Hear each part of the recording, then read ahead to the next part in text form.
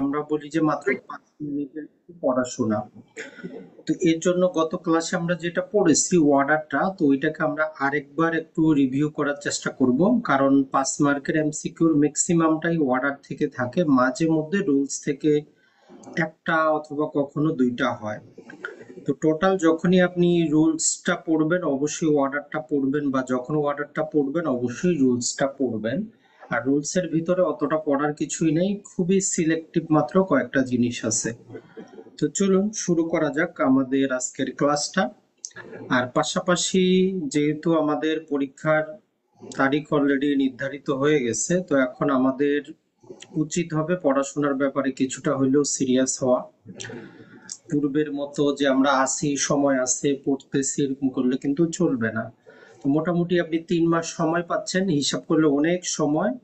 আবার যারা নিয়মিত পড়াশোনাটা শেষ করবেন না, তখন দেখবেন যে আপনার কিছুই পড়া হয় নাই, পরীক্ষা কিন্তু চলে এসেছে।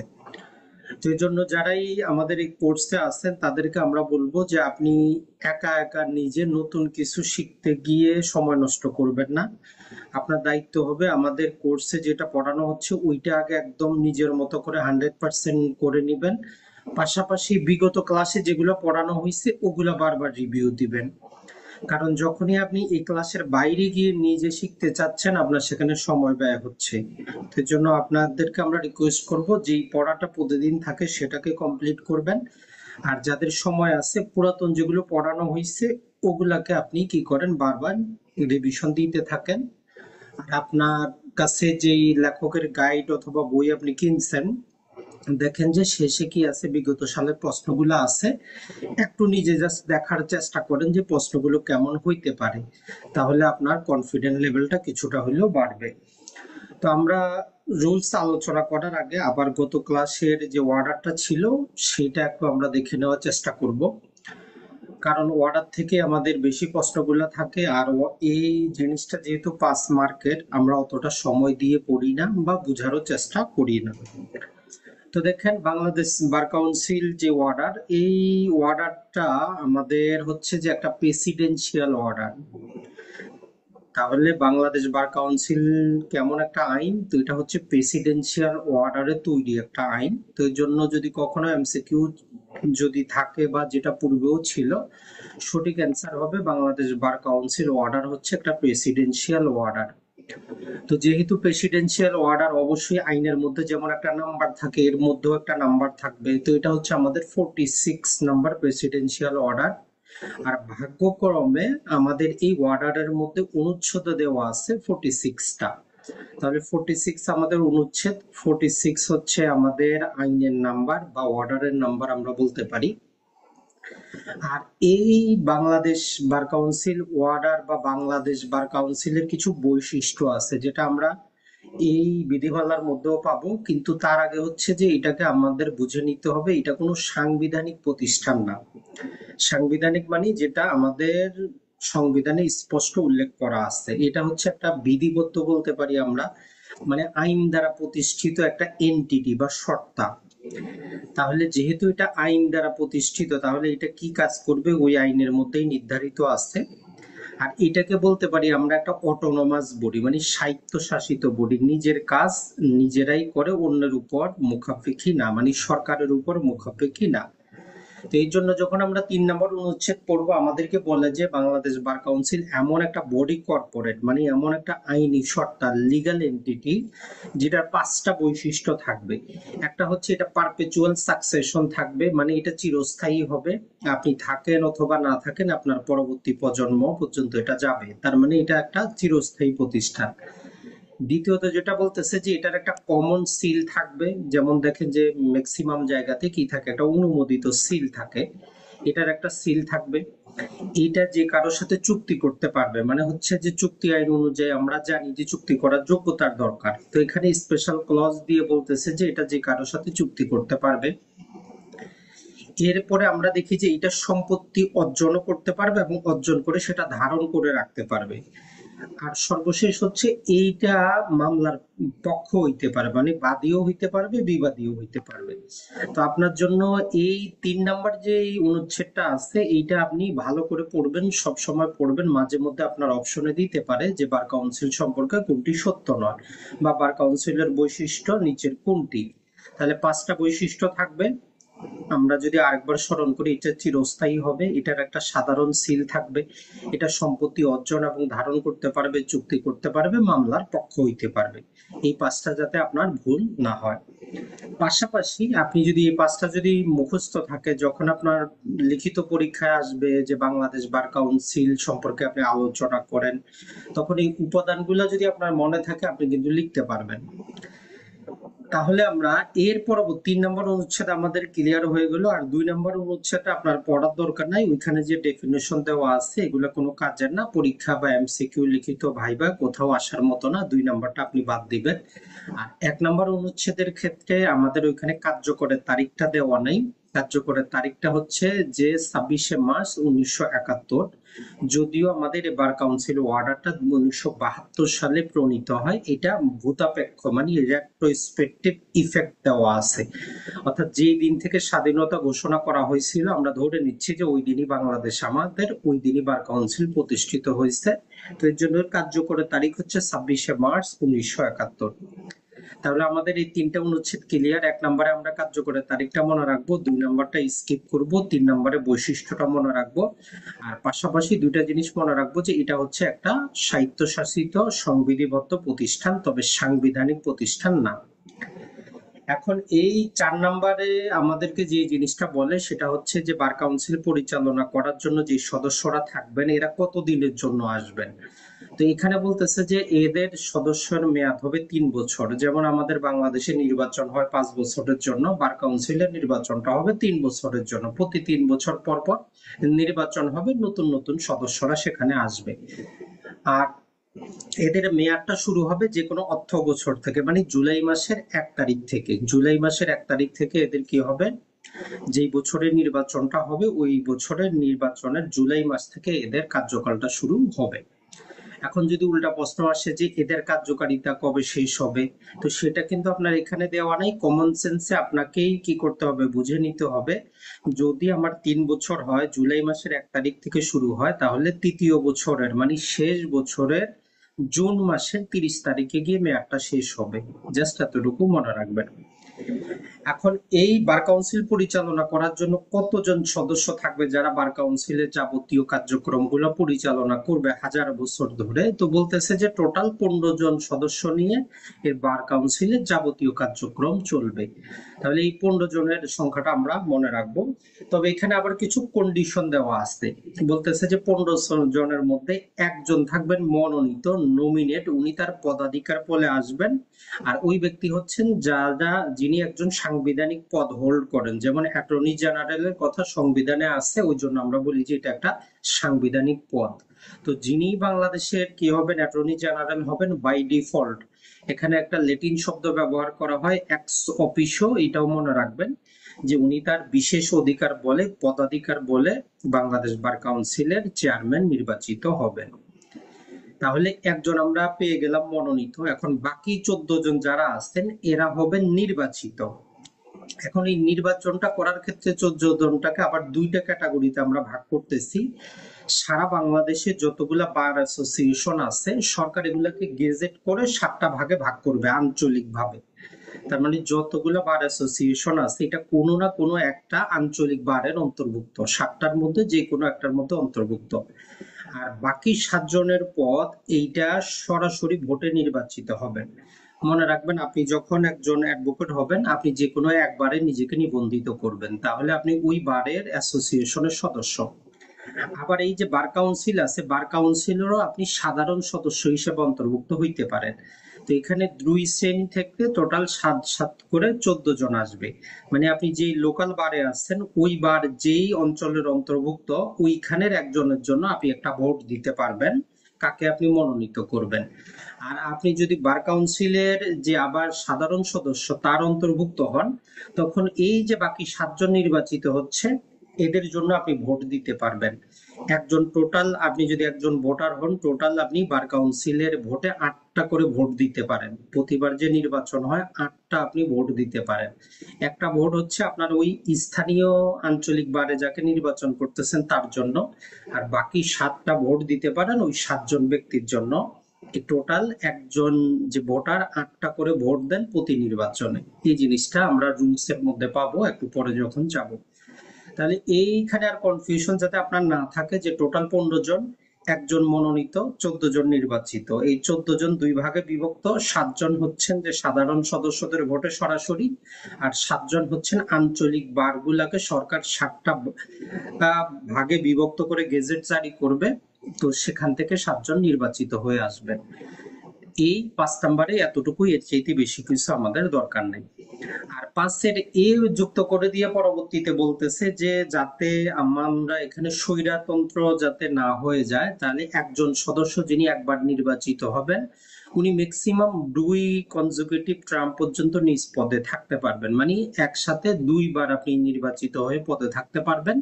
তৃতীয়বার আপনি ভোট করতে পারবেন না, আপনাকে গ্যাপ দিতে হবে। যদি আপনি আবার নির্বাচিত হইতে চান তাহলে আপনি 3 বছর একবার ছিলেন, দ্বিতীয়বার নির্বাচিত হইলেন 3 বছর, তাহলে ম্যাক্সিমাম 6 বছরই আপনি কি করতে পারবেন, সদস্য হিসাবে থাকতে পারবেন। এরপরে আপনি অযোগ্য ঘোষিত হবেন। তবে আপনি আবার যদি এক মেয়াদ যদি গ্যাপ দেন, মানে 3 বছর আপনার বিরতি ঘটলো, পরে আবার আপনি নির্বাচনে দাঁড়াইতে পারবেন। তো এই হচ্ছে আমাদের 5-এর এ। এখন এই 6 নম্বর আমাদেরকে যেটা বলে সেটা আমরা অলরেডি পড়ে ফেলেছি, বারবার পড়ার কিছুই নেই, জাস্ট এতটুকু মরবেন যে পদাধিকার বলে অ্যাটর্নি জেনারেল সভাপতি নির্বাচিত হয়ে গেলেন, আর বাকি 14 জন থেকে আমরা কি করব, একজন সহ সভাপতি বা ভাইস চেয়ারম্যান নির্বাচনটা করব। আর এই যে অনুচ্ছেদ 6-এর এ, বার কাউন্সিলের একজন সচিব থাকেন। তো এই যে সচিব সাহেব আছেন, এইটা পূর্বে কি করা হইতো, 2012 সালের পূর্বে এইটা বার কাউন্সিল নিজেই নিয়োগ দিতে পারতো সচিবটা। কিন্তু 2012 সালে সরকার অর্ডারের মধ্যে চেঞ্জ আনে, বলতেছে যে না, বার কাউন্সিলের সচিব যেটা আছে এটা সরাসরি সরকার নিয়োগ দিবে। আর ওই ব্যক্তির মর্যাদা বা যোগ্যতা থাকবে যে উনি একজন জেলা জজ অথবা অতিরিক্ত জেলা জজ সমপর্যায়ের মর্যাদা সম্পন্ন একজন ব্যক্তিকে বার কাউন্সিলের সচিব হিসাবে নিয়োগ দিবেন। ওনার বেতন ভাতা মেয়াদকাল কি হবে এটা সরকার ঠিক করবে। পূর্বে এটা বার কাউন্সিলের উপরে ছিল, বার কাউন্সিল নিজেরাই নিয়োগ দিত, বেতন ভাতা তারাই ঠিক করতো। তো এখন হচ্ছে যে এইটা সরকার নিয়োগ দেয়। তো মাঝে মধ্যে এটা কিন্তু বারবার আসে, তো এই জন্য এই 6-এর এটা ভালো করে পড়বেন, প্রয়োজনে লাল কালিতে রাখবেন, যে সচিব সরকার নিয়োগ দেয়, তার কত মেয়াদের জন্য হবে, বেতন ভাতা সব সরকার নির্ধারণ করবেন, তার মর্যাদা হবে জেলা জজ অথবা অতিরিক্ত জেলা জজ সমপর্যায়ের একজন ব্যক্তি উনি হবেন। এরপরে আমাদের 8 নাম্বারটার মধ্যে যদি জাস্ট আমরা দেখি যে নির্বাচন রিলেটেড কথাবার্তা বলা আছে, তো এইখানে আমাদের যে জিনিসটা বলতেছে যে 3 বছরের মেয়াদকালের জন্য তো আমরা বার কাউন্সিলের সদস্যদের নির্বাচন করি।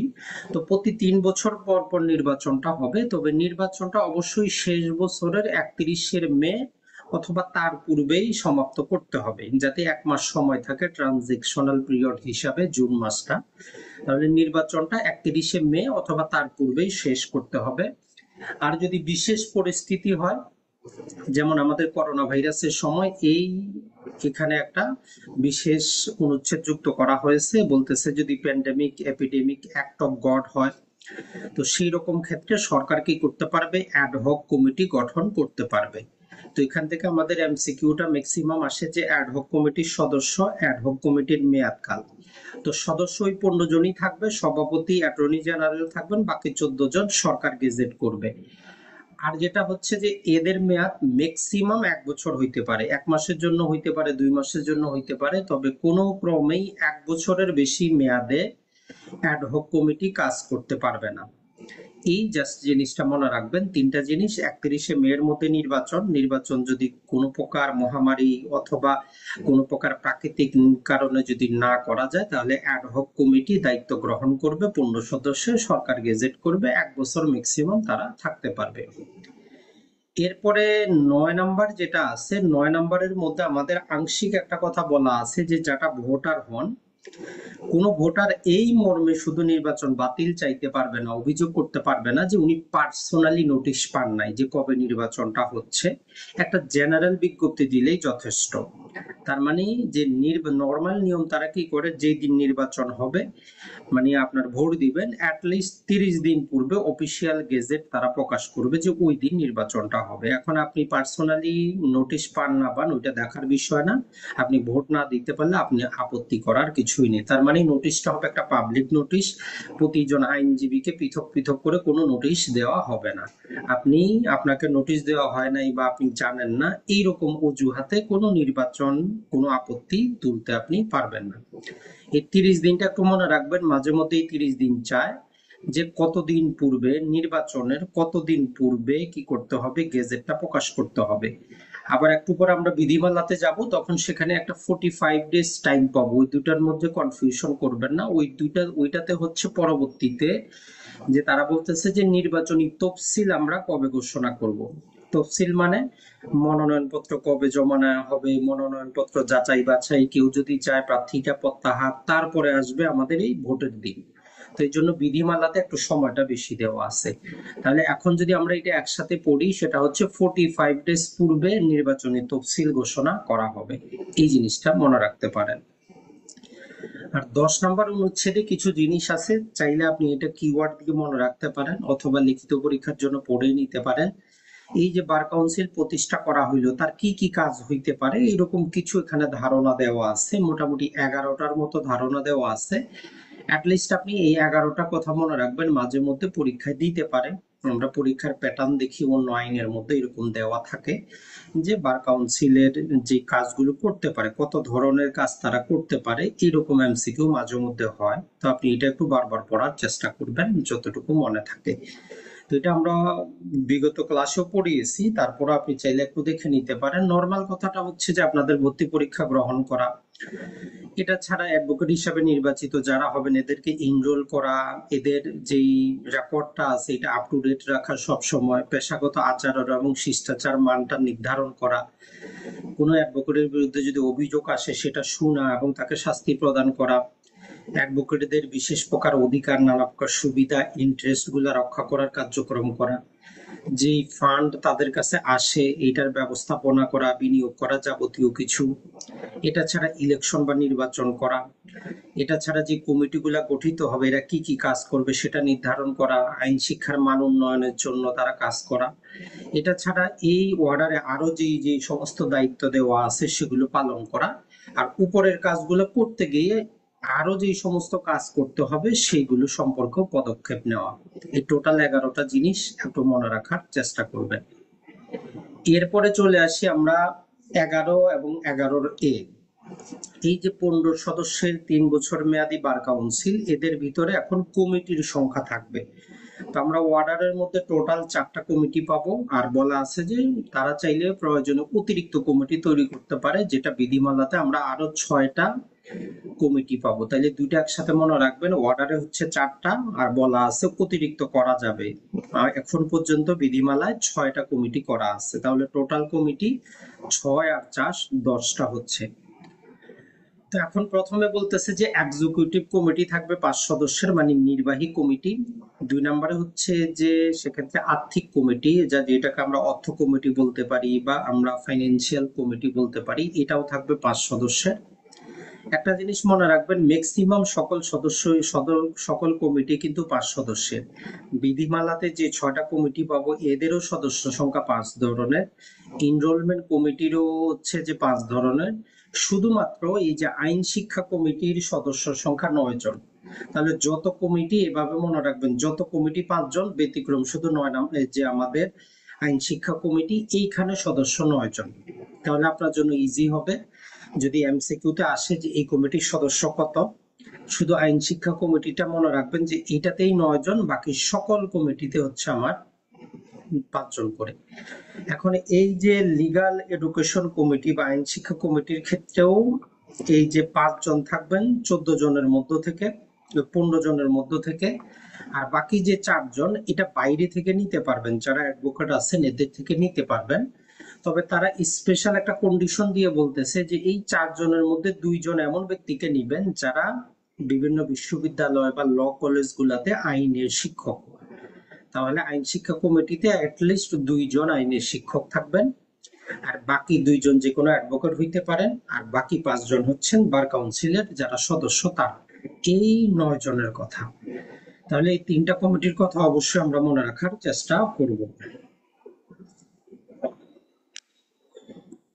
আর আমাদের ওয়ার্ডারের মধ্যে ক্ষমতা দেওয়া আছে, যেটা আমরা বিধিমালাতে তারা এই ক্ষমতা বলে এখন পর্যন্ত 6টা কমিটি অতিরিক্ত করেছে, যেটা আমরা একটু পরে পড়বো। আর এরপরে 2011 শেষে 12 সালের দিকে এই যে ভর্তি পরীক্ষা এনরোলমেন্ট কমিটি নির্ধারণ করা হয়েছে। পূর্বে এত কিন্তু বার কাউন্সিলের জন্য পরীক্ষা দিতে হইতো না, এত কঠোর পরীক্ষা কিন্তু ছিল না। তো এই যে ভর্তি কমিটি টোটাল 5 সদস্যের, এদের নামগুলো অবশ্যই মনে রাখতে হবে, মাঝে মধ্যে এটা আপনার চায়। এটা খুবই সহজ, খুবই ইজি। যে প্রধান বিচারপতি কর্তৃক মনোনীত একজন আপিল বিভাগের বিচারক, 2 জন হাইকোর্ট বিভাগের বিচারক, একজন হচ্ছেন অ্যাটর্নি জেনারেল তার পদাধিকার বলে, আর একজন হবেন বার কাউন্সিলের সদস্য, ওই যে 14 জন থেকে যে কোনো একজন। এই টোটাল 5 সদস্যের কমিটি ভর্তি সংক্রান্ত যাবতীয় কিছু তারা নির্ধারণটা করবেন, এই জিনিসটা মনে রাখবেন। এরপরে চলে আসি আমরা 12 নম্বর অনুচ্ছেদটা গুরুত্বপূর্ণ। যদি কোনো সদস্য, এই যে টোটাল আমাদের কি হইলো 14 জন নির্বাচিত সদস্যের যদি পদটা শূন্য হয়, এখন কেন পদ শূন্য হবে এটা আমরা যখন বিধিমালা পড়বো 91 নম্বর বিধিতে আছে যে 4টা কারণে একটা সদস্য পদ কি হইতে পারে, শূন্য হইতে পারে। কেউ বিচারক হিসাবে পদোন্নতি যদি পান, কেউ যদি পদত্যাগ করেন, কেউ যদি আইনজীবী হিসাবে অপসারিত হন, কেউ যদি পরপর 3 বার যদি সবাই যদি অনুপস্থিত না থাকেন, এরকম আমরা কন্ডিশনটা পাবো একটু পরে বিধিমালার 21 নম্বর বিধিতে। তো এখানে বলতেছে যে যদি পদটা শূন্য হয়, ওই 14 জনের মধ্যে যদি হয় যারা নির্বাচিত হয়েছেন, তাহলে ওই যিনি নির্বাচিত হয়েছেন তার প্রতিদ্বন্দ্বী যে প্রার্থী ছিলেন, সবচেয়ে বেশি ভোট পেয়েছেন যিনি নির্বাচিত হয়েছেন তার তুলনায়, তাহলে উনি পদটা যদি শূন্য হয়, তাহলে তার প্রতিদ্বন্দ্বী যিনি সবচেয়ে বেশি ভোট পেয়েছিলেন উনি মনোনীত হয়ে যাবেন, এখানে আর নির্বাচনের দরকার হবে না। যদি যোগ্য সদস্য না থাকে, যে কোনো কারণবশত যদি যোগ্য সদস্য না থাকে, তাহলে নির্বাচনের যোগ্য যারাই বার কাউন্সিলের সদস্য হওয়ার মতো যোগ্যতা রাখেন, এইরকম যে কোনো ব্যক্তিকে নিয়োগ দেওয়া যাবে, কোনো নতুন নির্বাচন হবে না।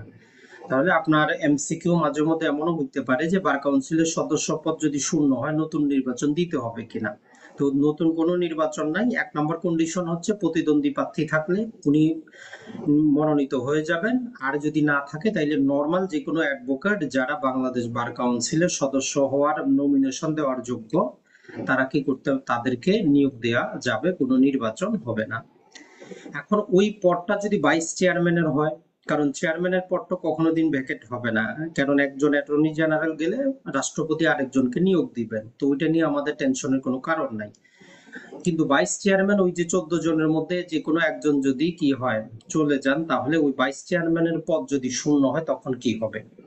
তো এই ভাইস চেয়ারম্যানের জন্য সেক্ষেত্রে নির্বাচনটা অনুষ্ঠিত হবে, এটা মনে রাখবেন। তাই বলে পাবলিক নির্বাচন না, কারণ ভাইস চেয়ারম্যান আমরা একটু পরে দেখবো, এটা ওই 14 জন থেকে যে কোনো একজন নিয়োগ দেওয়া হয়। এখন ভাইস চেয়ারম্যানের পদ যদি শূন্য থাকে, তাহলে আবার ওই 14 জন থেকে যে কোনো একজন নির্বাচিত হবেন। তাহলে এখানে পদ শূন্য হওয়ার ক্ষেত্রে 3টা জিনিস মনে রাখবেন। একটা হচ্ছে পদ শূন্য হইলে কোনো নির্বাচন হবে না, প্রতিদ্বন্দ্বী প্রার্থী যিনি ছিলেন সবচেয়ে বেশি ভোট পাইছেন উনি অটোমেটিক চলে আসবেন। আর যদি এইরকম যোগ্য লোক না পাওয়া যায়, তাহলে যে কোনো অ্যাডভোকেট যারা বার কাউন্সিলের সদস্য হওয়ার মতো যোগ্য, এদেরকে নেওয়া যাবে। আর ভাইস চেয়ারম্যানের পদ যদি শূন্য হয়, তাহলে নির্বাচন হবে, ওই 14 জনের মধ্য থেকে নির্বাচিত হয়ে একজন ভাইস চেয়ারম্যান হবেন। এরপরে 13 থেকে মোটামুটি পরবর্তী ধাপগুলো আমাদের ভিতরে পড়ার তেমন কিছু কাজ নাই, জাস্ট একটু মনে রাখবেন যে বার কাউন্সিলে বিভিন্ন প্রকার ফান্ড যুক্ত হয়, ওই ফান্ডগুলোর ব্যাপারে কথাবার্তা বলা আছে যে কোন কোন জায়গা থেকে টাকা আসতে পারে। যেমন এই যে আপনি পরীক্ষার জন্য ফি জমা দিচ্ছেন, নিবন্ধন ফি, বিভিন্ন প্রকার ডোনেশন হইতে পারে, সাবস্ক্রিপশন হইতে পারে, সদস্য ফি হইতে পারে, এই সব কিছু জিনিসই বার কাউন্সিলের ফান্ড হিসাবে পরিগণিত হইতে পারে। তো ওই রিলেটেড কথাবার্তা বলা আছে এখানে, আর এমসিকিউ তে আসার মতো কিছু না। চাইলে অনুচ্ছেদ নাম্বারটা একটু মনে রাখতে পারেন যে 13 নম্বর অনুচ্ছেদ ফান্ড রিলেটেড কথা বলে। 14 নম্বরে জাস্ট যারাই অ্যাডভোকেট আছেন এদেরকে গ্রুপ ইন্স্যুরেন্স হইতে পারে এবং এদের সহায়তার জন্য সহায়তা ফান্ড বা ইংরেজিতে যাকে আমরা বলতেছি যে বেনবল ফান্ড বা বাংলায় হচ্ছে সহায়তা ফান্ড তৈরি করা যেতে পারে। অর্থাৎ যারা অ্যাডভোকেট আছেন এদের জন্য চাইলে বাংলাদেশ বার কাউন্সিল সবার জন্য গ্রুপ ইন্স্যুরেন্স করতে পারে, সেটা বিভিন্ন রকম হইতে পারে। এটা ছাড়া এদেরকে সহায়তা করার জন্য কি করতে পারে, বিভিন্ন প্রকার রিলিফ ফান্ডও তারা গঠন কিন্তু করতে পারে। ওই 15 নম্বরে তখন বলতেছে যে রিলিফ ফান্ড, তাহলে 14তে হচ্ছে গ্রুপ ইন্স্যুরেন্স এবং হচ্ছে যে সহায়তা ফান্ড, আর 15তে হচ্ছে রিলিফ ফান্ড। এখন এই রিলিফ ফান্ডটা মোটামুটি এতটুকুই আমাদের জন্য যথেষ্ট, ভিতরে পড়ার দরকার নাই। এই রিলিফ ফান্ডটা যে কোনো আইনজীবী যদি সমস্যায় থাকে, গরিব হয়, নানা প্রকার অ্যাক্সিডেন্ট হয়, তাকে সহায়তা করার জন্য হইতে পারে। কোনো বার অ্যাসোসিয়েশন যদি দুর্বল থাকে, তাদের সেখানে যদি নানা প্রকার কারণবশত, যেখানে বলতেছে যে যুদ্ধ বা প্রাকৃতিক কারণে যদি ওই বার অ্যাসোসিয়েশনের কোনো সমস্যা হয়, ওই রিলিফ ফান্ড থেকে ওই বার অ্যাসোসিয়েশনকেও সহায়তা করা যেতে পারে। এরপরে ওইখানে ওই যে রিলিফ ফান্ডের উৎসটা কি হবে এমসিকিউর জন্য আমাদের লাগে না। এরপরে যদি আমরা বলি ওই রিলিফ ফান্ডের যে টাকা, এটা আসলে কি হিসাবে দিতে পারে, আপনি একজন অ্যাডভোকেট হিসাবে বার কাউন্সিলে রিলিফ ফান্ডের টাকা কি কি জায়গা হিসাবে আপনি আবেদন করতে পারেন। এক নম্বর, আপনি লোন হিসাবে আবেদন করতে পারেন যে আপনার টাকা পয়সা দরকার, অথবা আপনি তাদেরকে জামিনদার হিসাবে রাখতে পারেন, কোথাও থেকে নিচ্ছেন যে আপনি পেমেন্ট না করলে বার কাউন্সিল পেমেন্ট করবে, একজন জিম্মাদার বা গ্যারান্টর হিসাবে আপনি নিতে পারেন। এটা ছাড়া এককালীন আপনি নিতে পারেন, এককালীন অনুদান হিসাবে। এটা ছাড়া প্রয়োজনীয় সামগ্রিক ক্রয় এবং বিতরণ করেও এই রিলিফ ফান্ডটা তারা ব্যবস্থাটা করতে পারে। তাহলে রিলিফ ফান্ডের এই 4টা কার্যক্রম আমরা একটু মনে রাখবো, যে রিলিফ ফান্ড থেকে লোন দিতে পারে, কারো জিম্মাদার হইতে পারে, কাউকে এককালীন অনুদান দিতে পারে, অথবা কারোর জন্য কোনো একটা জিনিস ক্রয় করে সেটা বিতরণ করতে পারে। এরপরে রিলিফ ফান্ডের ব্যবস্থাপনা, তো এটা ব্যবস্থাপনার জন্য একটা নির্দিষ্ট কমিটি থাকবে, বিধি থাকবে, রুলস থাকবে, সেই অনুযায়ী এটা পরিচালিত হবে। তাহলে 15 নম্বর আমরা এমসিকিউর জন্য মোটামুটি জাস্ট হেডিংটা একটু মনে রাখতে পারি যে রিলিফ ফান্ড বলে একটা ফান্ড থাকবে, আর এই ফান্ড থেকে আমরা যেটা বললাম যে 4 প্রকারের বিভিন্ন প্রকার অর্থ সহায়তা তারা দিতে পারে, এটা একটু মনে রাখবেন, লোন হিসাবে, জিম্মাদার হিসাবে, এককালীন, অথবা জিনিসপাতি ক্রয় করে। 16তে কাজের কিছুই নেই, অতটা পড়ার কিছুই নেই, যে হিসাবপাতি যত প্রকার হিসাবের লেনদেন হয় এগুলো তারা কি করবেন, হিসাবের বই তারা মেনটেন করবেন, বাৎসরিক ভাবে সেগুলাকে তারা অডিট করবেন। তবে মনে রাখার বিষয় হচ্ছে এই অডিট রিপোর্টটা তারা কি করবেন, সংসদ সচিবের মাধ্যমে, সংসদের যে সচিব আছে তার মাধ্যমে পাবলিক অ্যাকাউন্ট কমিটির নিকট উপস্থাপন করতে হবে। প্রতি বছর বার কাউন্সিলের আয় ব্যয়, উদ্ভূত কি টাকা পয়সা আছে, এই যে জিনিসগুলো আছে, এটা এই কারণে রাখা হয়েছে যাতে বার কাউন্সিল নিজেরা আবার স্বৈরাচার না হয়ে যায়। যেহেতু অটোনমাস বডি, যেহেতু তাদের আর্থিক সংক্রান্ত বিষয়গুলা কারো কাছে দায়বদ্ধ থাকে, তো এই জন্য সংসদ সচিবালয়ের কাছে তারা এই অডিট রিপোর্টটা প্রতি বছর জমা করতে হয়, যে গত বছর তাদের কত টাকা আয়, কত টাকা ব্যয়, কত টাকা তাদের বর্তমানে আছে। এই লাইনটুকু একটু মনে রাখবেন। এরপরে কয়েকটা ধারা আছে, এগুলো কাজের না। মূল কথাটা হচ্ছে যে আমরা বার কাউন্সিলের বিভিন্ন কমিটিতে নির্দিষ্ট সংখ্যক লোক উপস্থিত থাকা প্রয়োজন হয়, নির্দিষ্ট কোরাম সংখ্যা আছে। যেখানে বলতেছে যে সদস্যপদ শূন্য অথবা সাংগঠনিক ত্রুটির কারণে বার কাউন্সিল, বার ট্রাইব্যুনাল বা কোনো কমিটির কোনো কার্যক্রমে প্রশ্ন করা যাবে না। তাহলে ধরেন যে আমরা জানি কি টোটাল সদস্য 14, একজন হয়তো মারা গেছে, এখনো নিয়োগ দেওয়া হয় নাই, এখন ওই 13 জন সদস্য কোনো সিদ্ধান্ত নিলে আপনি প্রশ্ন করতে পারবেন না যে একজন তো নাই। তো এই ক্ষেত্রে তাদের কার্যক্রমের বৈধতা দেওয়া হচ্ছে যে সদস্যপদ শূন্য অথবা সাংগঠনিক ত্রুটির কারণে বার কাউন্সিল, বার ট্রাইব্যুনাল অথবা কোনো কমিটির কোনো সিদ্ধান্তে প্রশ্ন করা যাবে না। আর 18 নম্বরে তাদেরকে দায় মুক্তি দিচ্ছে। দায় মুক্তিটা হইল যদি সরল বিশ্বাসে, মানে ভালো উদ্দেশ্যে যদি কোনো কাজ করে অথবা এই বিধিমালায় যে যে কাজগুলো কথা বলা আছে এইগুলা করতে গিয়ে যদি কোনো ক্ষতি হয়, কোনো কিছু হয়, তাহলে বার কাউন্সিলের সদস্য যারা কর্মকর্তা কর্মচারী আছেন এদের বিরুদ্ধে কোনো দেওয়ানি ফৌজদারি মামলা করা যাবে না। তাহলে 18 নম্বরে তাদেরকে দায় মুক্তি দিচ্ছে যদি সরল উদ্দেশ্যে তারা কোনো কাজ করতে গিয়ে কোনো ক্ষতি হয়, নানা প্রকার জিনিস হয়, তাহলে সেক্ষেত্রে তাদের বিরুদ্ধে মামলা দায়ের করা যাবে না। আপনি করতে পারবেন যদি আপনি প্রমাণ করতে পারেন যে এখানে তার কি আছে, গুড ফেথ ছিল না, উনি ইললিগালি কাজটা করছেন, খারাপ উদ্দেশ্য করছেন, তাহলে মামলা করা যাবে, কিন্তু সরল উদ্দেশ্য করলে করা যাবে না।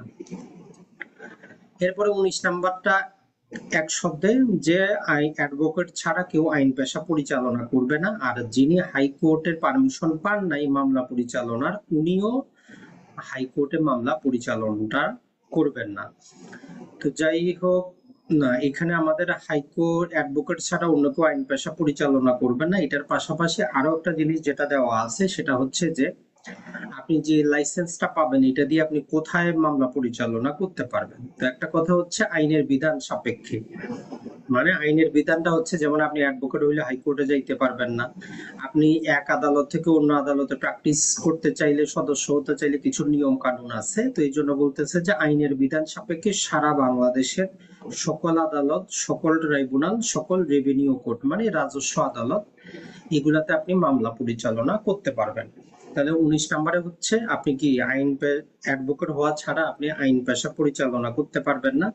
আর যখন আপনি অ্যাডভোকেট হবেন সারা বাংলাদেশে সকল আদালত, সকল ট্রাইব্যুনাল, সকল রেভিনিউ কোর্ট বা রাজস্ব আদালতে মামলা পরিচালনা করতে পারবেন। তাহলে 19 নাম্বারটা আমাদের জন্য গুরুত্বপূর্ণ, এইটা একটু পড়ার চেষ্টা করবেন। 20 নম্বরে অতটা কোনো কাজের না, সেটা হচ্ছে আপনি যদি অ্যাডভোকেট হিসাবে নির্বাচিত হন সেখানে আপনাদের অ্যাডভোকেটের একটা তালিকা থাকবে, অফিসিয়াল তালিকা থাকবে, যেখানে পূর্ববর্তী যারা অ্যাডভোকেট হিসাবে ছিলেন তাদেরও নাম থাকবে, নতুন যারা হবে সকলের নাম ইনক্লুড করা হবে। এটা হচ্ছে 20। এখন 21 নাম্বারটা হাইকোর্টে মামলা পরিচালনার অনুমতি। তো এখানে বলে যে আপনি যদি হাইকোর্টে যদি অ্যাডভোকেট হইতে চান অন্তত 2 বছর আপনাকে সাবঅর্ডিনেট কোর্টে কি করতে হবে, আইন পেশা পরিচালনা করতে হবে। মানে আপনি এই সাবঅর্ডিনেট কোর্টে 2 বছর আইন পেশায় থাকবেন, তারপরে আপনি হাইকোর্টের জন্য পরীক্ষা দেওয়ার জন্য যোগ্য হবেন। এখন এইটার ক্ষেত্রে কিছু এক্সেপশন দেওয়া আছে, যে সরকারকে কি করা আছে, একটা স্পেশাল ক্ষমতা দেওয়া আছে যে সরকার যদি চায় যে কোনো ব্যক্তিকে যিনি বাংলাদেশের বাইরে অন্য কোনো দেশে ওই দেশের হাইকোর্টে প্র্যাকটিস করেন তাকে সরকার গেজেট করে অনুমতি দিতে পারে। তাহলে বাংলাদেশের বাইরে এমন কোনো ব্যক্তি যিনি আইন পেশায় আছেন এবং ওই দেশের আইন অনুযায়ী ওই দেশের হাইকোর্টে প্র্যাকটিস করেন, সরকার চাইলে গেজেট করে তাকে অনুমতিটা দিতে পারে। আর বিশেষ ক্ষেত্রে বার কাউন্সিল চাইলেও কোনো অ্যাডভোকেটকে প্রশিক্ষণ বা অভিজ্ঞতা যাতাই যদি যথেষ্ট হয় তবে তার ক্ষেত্রেও এই যে আমরা বললাম 2 বছর আপনাকে প্র্যাকটিস করতে হবে, এই রকম বিভিন্ন যে শর্ত আছে এগুলা থেকে তারা শর্তগুলো বাদ দিতে পারে। তাহলে এখানে দুইজনেরই ক্ষমতা দেওয়া আছে, বার কাউন্সিল চাইলেও কোনো অ্যাডভোকেটকে সুবিধা দিয়ে গেজেট করে তাই এই শর্তগুলা কন্ডিশনগুলা পরিহার করতে পারে, অথবা সরকার চাইলে দেশের বাইরে আইন পেশায় আসতেন হাইকোর্টে এমন ব্যক্তিকে হাইকোর্টের আইনজীবী হিসাবে নিযুক্ত করতে পারে। জাস্ট 21 ক্ষেত্রে এই 3টা জিনিসই গুরুত্বপূর্ণ। এরপরে 22 নাম্বারটা অতটা কোনো কাজের না, সেটা হচ্ছে বার কাউন্সিলের যে বিভিন্ন প্রকার ফি আছে এগুলা নিয়ে আলোচনা করে। তারপরে আপনি চাইলে একটু মনে রাখতে পারেন এনরোলমেন্ট ফি, হাইকোর্ট পারমিশন ফি এবং হচ্ছে অ্যানুয়াল ফি। এরপরে যদি আমরা দেখি এক্ষেত্রে গুরুত্বপূর্ণ যেটা হচ্ছে যদি আপনি অ্যাডভোকেট হিসাবে এনরোল হয়েছেন আপনাকে একটা বাৎসরিক ফি জমা করতে হয় প্রতিটা আইনজীবীরই নিবন্ধনভুক্ত। তো এক্ষেত্রে যদি আপনার যদি বকেয়া যদি থাকে 6 মাস ধরে যদি বকেয়া থাকে তাহলে আপনাকে নোটিশ প্রদান করা হবে যে কেন আপনাকে তালিকা থেকে বাদ দেওয়া হবে না, আপনি যে ফি পরিশোধ করতেছেন না এরকম আপনাকে নোটিশ দিবে।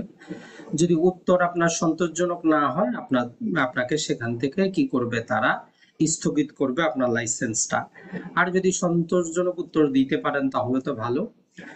আর আপনার যদি কিস্তি যদি বাকি থাকে তাইলে বলতেছে যে আপনি হয়তো 1 বছর পরে টাকা দিচ্ছেন, 2 বছর পরে টাকা দিচ্ছেন, তো আপনার যে বকেয়ার উপর তারা এক প্রকারের যদি আমরা বলি জরিমানা আরোপিত হবে, যত টাকা বকেয়া তত টাকা।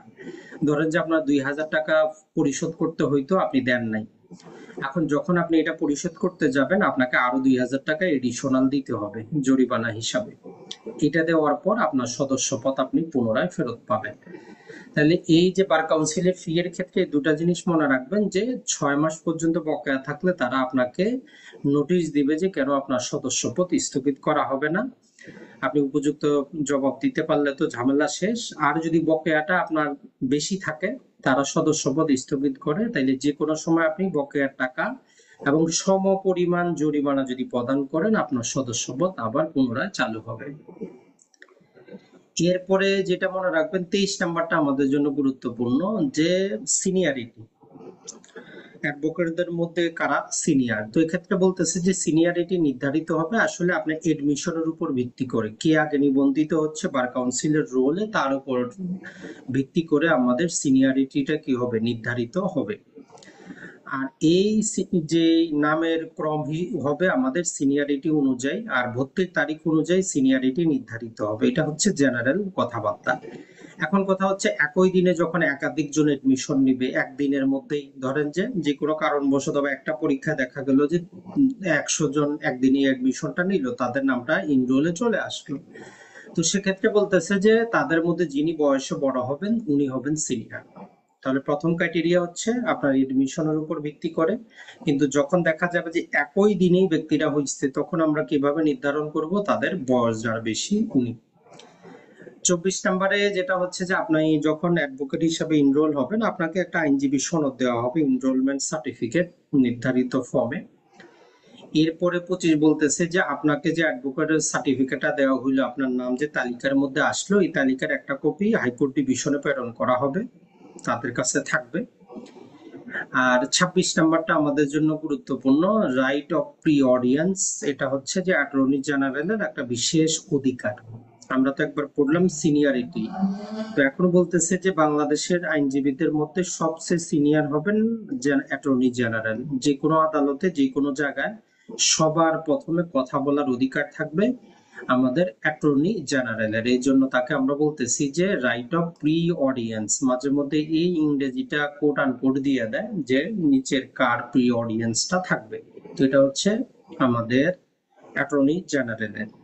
আর অন্য অ্যাডভোকেটদের বিষয় ওই যে সিনিয়রিটি অনুযায়ী যিনি সিনিয়র হবেন উনি আগে কথাবার্তা যে কোনো জায়গায় অধিকারটা পাবেন। 27 নাম্বারটা আমাদের পড়ার দরকার হয় না, এটা আপনারা অ্যাডভোকেটশিপ পরীক্ষা দিবেন, আপনি নিজে থেকেই জানেন যে অ্যাডভোকেটশিপ পরীক্ষা দেওয়ার জন্য আপনার যোগ্যতা কি কি দরকার, নিজেকে নিজে প্রশ্ন করে অ্যান্সারটা কিন্তু আপনি দিতে পারবেন। তারপরে একটু মনে রাখবেন বেশি অযোগ্যতাটা। যোগ্যতা আমরা সবাই জানি, বাংলাদেশে নাগরিক হবেন, কমপক্ষে 21 বছর বয়স হবে, আপনার আইন বিষয়ে অবশ্যই একটা ডিগ্রি থাকবে, নির্ধারিত পরীক্ষায় পাশ করবেন, নির্ধারিত ফি জমা করবেন, বিশেষ কোনো প্রশিক্ষণের যদি ব্যবস্থা থাকে তাহলে সেই প্রশিক্ষণ আপনাকে গ্রহণ করতে হবে। আর পুরাতন যারা মুক্তার হিসাবে আদালতে ছিল বিশেষ সত্ত্বে, এদের ক্ষেত্রে বলতেছে যে 7 বছর যদি তারা নিয়মিত কাজ করেন, তাদের যদি এই যে 3 নম্বর কন্ডিশন ফুলফিল যদি না করে, তারাও কিন্তু যোগ্য হিসাবে পরিগণিত হবেন, যদিও বর্তমানে নাই, পূর্বে ছিল। তো আমরা মনে রাখবো বেশি অযোগ্যতাটা, সেটা হচ্ছে যদি আপনার নৈতিক অবক্ষয়ের কারণে আপনি কোনো সরকারি আধা সরকারি চাকরি থেকে বহিষ্কার হন, তাহলে 2 বছর অতিক্রান্ত না হওয়া পর্যন্ত আপনি অ্যাডভোকেট হিসাবে এনরোল হওয়ার আবেদন করতে পারবেন না। আর যদি আপনার কি হয়, নৈতিক অবক্ষয়ের কারণে আপনার বিরুদ্ধে কোনো মামলা হয়, সেই মামলায় আপনি দণ্ডিত হন, তাহলে দণ্ড ভোগের পর কমপক্ষে 5 বছর অতিক্রান্ত হইতে হবে, অথবা এই 5 বছরটা সরকার চাইলে কমাইতে পারে। তাহলে এই দুটা জিনিস মনে রাখবেন, মাঝে মধ্যে এটা থেকে আসে যে নিচের কোনটা অযোগ্যতা।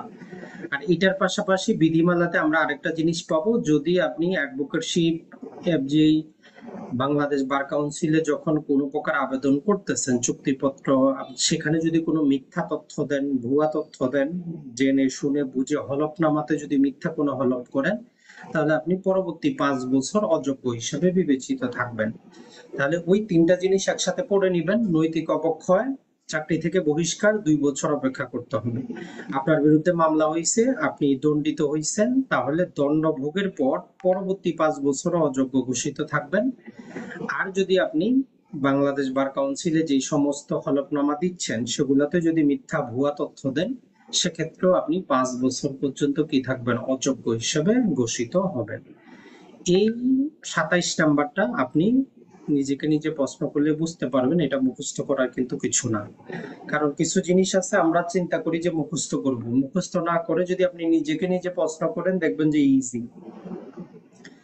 এরপরে চলে আসি আমরা মাঝে মধ্যে 28 নাম্বারটার অনুচ্ছেদ নাম্বারটা মাঝে মধ্যে জিজ্ঞেস করে যে পূর্বে যেটা হইতো যে আসলে নারীরা অ্যাডভোকেট হিসেবে আসতো না, বা এখানে এক প্রকারের ডিসক্রিমিনেশন ছিল, তো এই জন্য একটা অনুচ্ছেদ যুক্ত করে দিয়ে বলতেছে যে নারী হওয়ার কারণে উনি অযোগ্য ঘোষিত হবেন না। তার মানে নারীরাও কি হইতে পারবেন, অ্যাডভোকেট হইতে পারবেন। আর 29 নাম্বারটা জাস্ট একটা প্রক্রিয়া বর্ণনা করে, সেটা হচ্ছে যে আমরা যেই বার কাউন্সিলের জন্য অ্যাডভোকেট হওয়ার জন্য আবেদনটা করব, এটা নির্ধারিত প্রক্রিয়া বার কাউন্সিল বরাবর করব। বর্তমানে তো সব অনলাইন, তার মানে এটার কোনো কাজই নেই।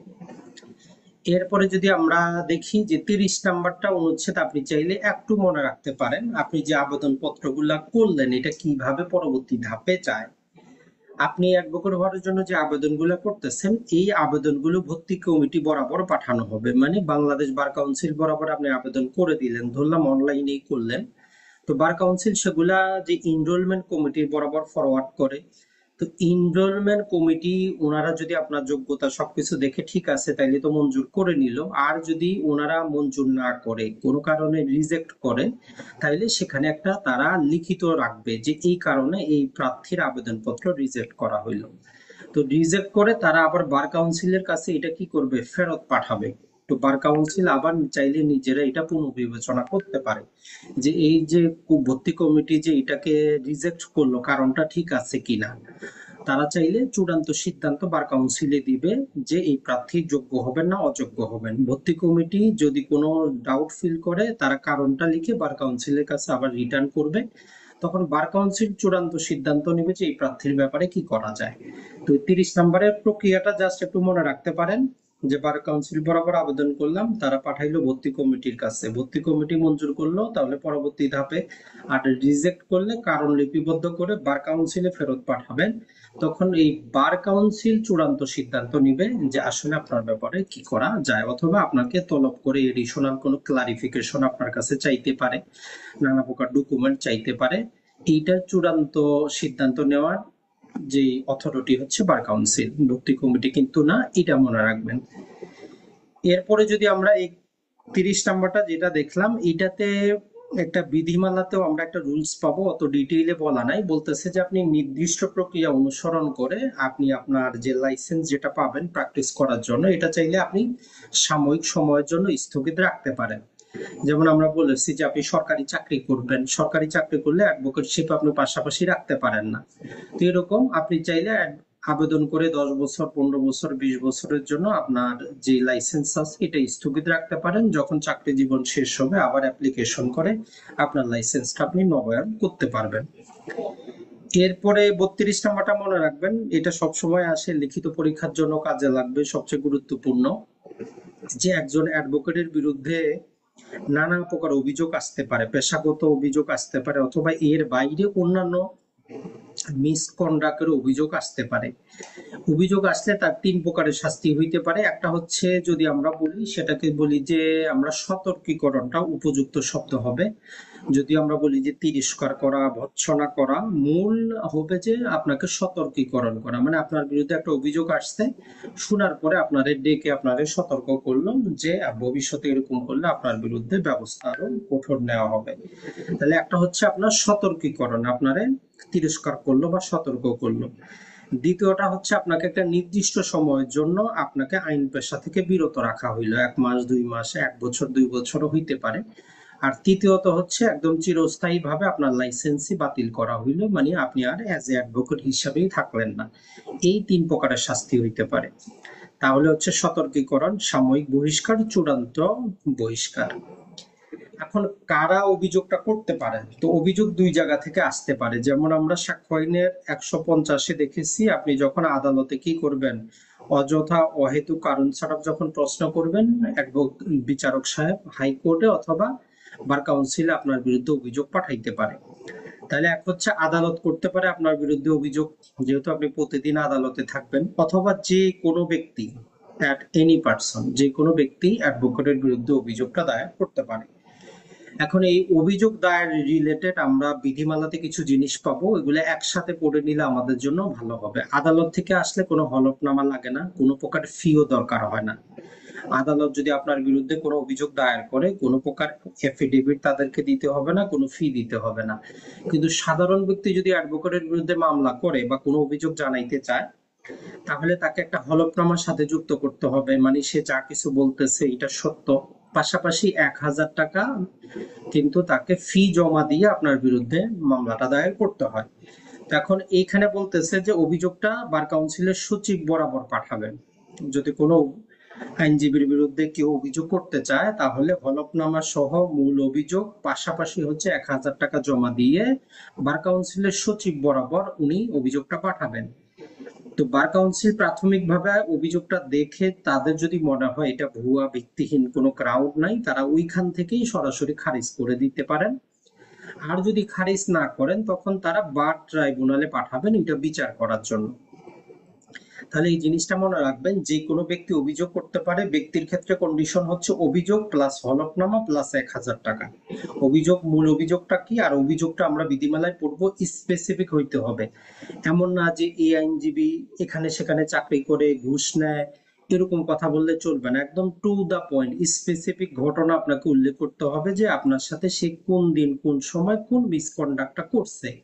তার মানে ইন জেনারেল কোনো অভিযোগ গ্রহণযোগ্য হবে না, অভিযোগগুলো একদম স্পেসিফিক আপনার অসদাচরণ নিয়ে হইতে হবে। যিনি অভিযোগ করবেন মূল অভিযোগ লিখবেন, সাথে হলফনামা দিবেন, 1000 টাকা জমা করতে হবে, সচিব বরাবর পাঠাবেন। বার কাউন্সিল প্রাথমিকভাবে দেখবে, যদি ভিত্তি মনে আছে মনে করে ট্রাইব্যুনালে পাঠাবে, আর যদি মনে করে ভিত্তি নাই সেখান থেকে রিজেক্ট করে দিবে। এখন আজকে সম্ভবত আপনি যদি দেখেন নিউজে, বার কাউন্সিল 2 জন অ্যাডভোকেটের বিরুদ্ধে কিন্তু সো মোটো হয়ে কারণ দর্শাও নোটিশ জারি করেছে। আজকে নিউজ, অনেকদিন পরে। এই কেউ অভিযোগ করার দরকার নাই। বার কাউন্সিল চাইলে নিজে থেকে নিজে কোনো অ্যাডভোকেটের বিরুদ্ধে যদি তারা কোনো মাধ্যমে, কোনো নলেজে, নিউজ মিডিয়ায় যদি কোনো তথ্য পায়, তাহলে তাদের বিরুদ্ধে তারা সো মোটো অ্যাকশনে যাইতে পারে। তো এই বার কাউন্সিল সো মোটো হয়ে, মানে নিজ উদ্যোগে কি করতে পারে, অ্যাডভোকেটের বিরুদ্ধে কোনো পক্ষের অভিযোগ ছাড়াই ট্রাইব্যুনালে মামলা প্রেরণ করতে পারে। এখন যেমন আজকে দেখবেন যে সম্ভবত দেওয়া আছে, ফেসবুক খুললেই পাবে, একটা ছিল যে সম্ভবত পটুয়াখালী হবে, বিচারককে সে ঘুষ দিয়ে বসে আছে, বিচারকের বাসায় সে 50,000 টাকার ঘুষ পাঠাইছে। আর একটা ছিল সম্ভবত একজন অ্যাডভোকেট তার বাসার কাজের মেয়ের একদম রক্তাক্ত করে দিছে। তো এই দুইটা যে অভিযোগ, কেউ কিন্তু বার কাউন্সিল অভিযোগ করে নাই, কিন্তু যেহেতু আইনজীবী হিসাবে একটা আপনার হাই স্ট্যান্ডার্ড থাকবে, যখন আমরা এথিকেট গুলা পড়বো, সেক্ষেত্রে প্রথম এথিকেটের প্রথমটাই হচ্ছে আপনি আপনার পেশার এবং ওই পেশার একজন সদস্য হিসাবে হাই ডিগনিটি এবং উচ্চ মর্যাদাটা রক্ষা করবেন। তো এটা যেহেতু করেন নাই, তো এই জন্য বার কাউন্সিল সো মোটো হয়ে তাদের বিরুদ্ধে কি করেছে, নোটিশ জারি করেছে যে আপনি কি বলতে চান। যদি তাদের বক্তব্যে সন্তুষ্ট হয় তাহলে ভালো, না হলে সেটা বার ট্রাইব্যুনাল কর্তৃক প্রেরণকৃত হয় তাদের জিনিসটা হবে। তো এইটা আমরা মনে রাখবো যে বার কাউন্সিল নিজে থেকে নিজেই যে কোনো অ্যাডভোকেটের বিরুদ্ধে সো মোটো হয়ে তাদেরকে অ্যাকশনে যাইতে পারে, প্রসিকিউট করতে পারে। এইটা একটু মনে রাখবেন। এরপরে চলে আসি আমরা ট্রাইব্যুনাল রিলেটেড যে সেকশন গুলা পাবো, এইগুলা প্রতিটা সেকশনই গুরুত্বপূর্ণ লিখিত পরীক্ষার জন্য। পৃথক করে আপনার লিখিত পরীক্ষা পড়তে হবে না। যদি 33 থেকে 38 আপনি প্রতিটা সেকশন একটু ভালো করে বুঝে পড়েন, আপনার লিখিত পরীক্ষা ক্লিয়ার।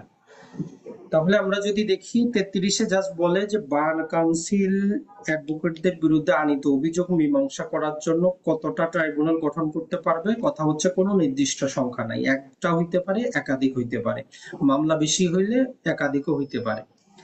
তাহলে ট্রাইব্যুনালের সংখ্যা এক বা একাধিক হবে। কত সদস্য ট্রাইব্যুনাল? বলতেছে যে 3 সদস্যের হবে। তার মধ্যে 2 জন কি থাকবেন, ওই যে 14 জন যারা বার কাউন্সিলের সদস্য এদের থেকে আসবেন, আর একজন বার কাউন্সিল কর্তৃক মনোনীত যে কোনো অ্যাডভোকেট হবেন যারা সদস্যদের মধ্যে আছেন, সাধারণ সদস্যদের মধ্যে। এখন যে কোনো, যদি আমরা কোনো প্রকার যে কোনো সমিতি বলি সেখানে সভাপতি থাকে, তো এখানে বলতেছে যে সভাপতি যিনি সিনিয়র হবেন তিনি চেয়ারম্যান হবেন। আর এখানে একটা স্পেশাল কন্ডিশন দেওয়া আছে যেটা আমরা গত ভিডিওতে আলোচনা করেছি, যে অ্যাটর্নি জেনারেল বা ট্রাইব্যুনালের কোনো সদস্য পদের মধ্যে আসবেন না। না আসার পিছনে কারণটা আমরা বলেছি যে নর্মালি যারা অ্যাপ্লিকেশন করেন, যারা কোনো অভিযোগ করেন, তারা ওই মামলায় বাদী হিসাবে, আইনজীবী হিসাবে পাঠান না। চাইলে পাঠাইতে পারেন, বিধিমালাতে আমরা যখন যাব যে যিনি অভিযোগ করেন উনি চাইলে নিজে অথবা কোনো অ্যাডভোকেটের মাধ্যমে রিপ্রেজেন্ট করতে পারেন। তবে প্রতিটা অ্যাডভোকেটের বিরুদ্ধে আনিত অভিযোগের পক্ষে বাদী পক্ষের অ্যাডভোকেট থাকেন অ্যাটর্নি জেনারেল। এই জন্য ওই বার ট্রাইব্যুনালে অ্যাটর্নি জেনারেলের কোনো ভূমিকা নাই সদস্য হিসাবে। তাহলে এই 33 নাম্বারটা আপনার যাতে ক্লিয়ার থাকে যে একাধিক আমাদের বার ট্রাইব্যুনাল হইতে পারে, 3 সদস্যের হবে, 2 জন নিজেদের মধ্য থেকে, 1 জন বাইরে থেকে। সভাপতি হবেন যিনি সিনিয়র, অ্যাটর্নি জেনারেলে সেখানে কোনো সদস্য হিসাবে থাকবেন না। এরপরে যদি আমরা দেখার চেষ্টা করি 34 নাম্বারটা অনেক লম্বা চড়া, টোটাল 9টার মতো আমাদের সাব অনুচ্ছেদ দেওয়া আছে, তবে প্রতিটাই গুরুত্বপূর্ণ লিখিত পরীক্ষার জন্য। 1 নাম্বার বলতেছে যে নির্ধারিত নিয়ম অনুযায়ী তারা ইনকোয়ারি করবে। যখন বার কাউন্সিল কি করবে, বার ট্রাইব্যুনালে কোনো কিছু একটা পাঠাবে, তারা নির্ধারিত প্রক্রিয়া অনুসরণ করে সে বিষয়ে ইনকোয়ারিটা তারা করবে। এরপরে ইনকোয়ারি করার পরে তারা যখন যার বিরুদ্ধে অভিযোগটা আসলো তাকে শুনানির জন্য একটা তারিখ নির্ধারণ করে নোটিশ দিবে। তো এখানে বলতেছে যে নোটিশ 2 জন ব্যক্তিকে দিবে, একটা যেমন বললাম যে অভিযুক্ত অ্যাডভোকেটকে দিবেন, একটা দিবেন অ্যাটর্নি জেনারেলকে।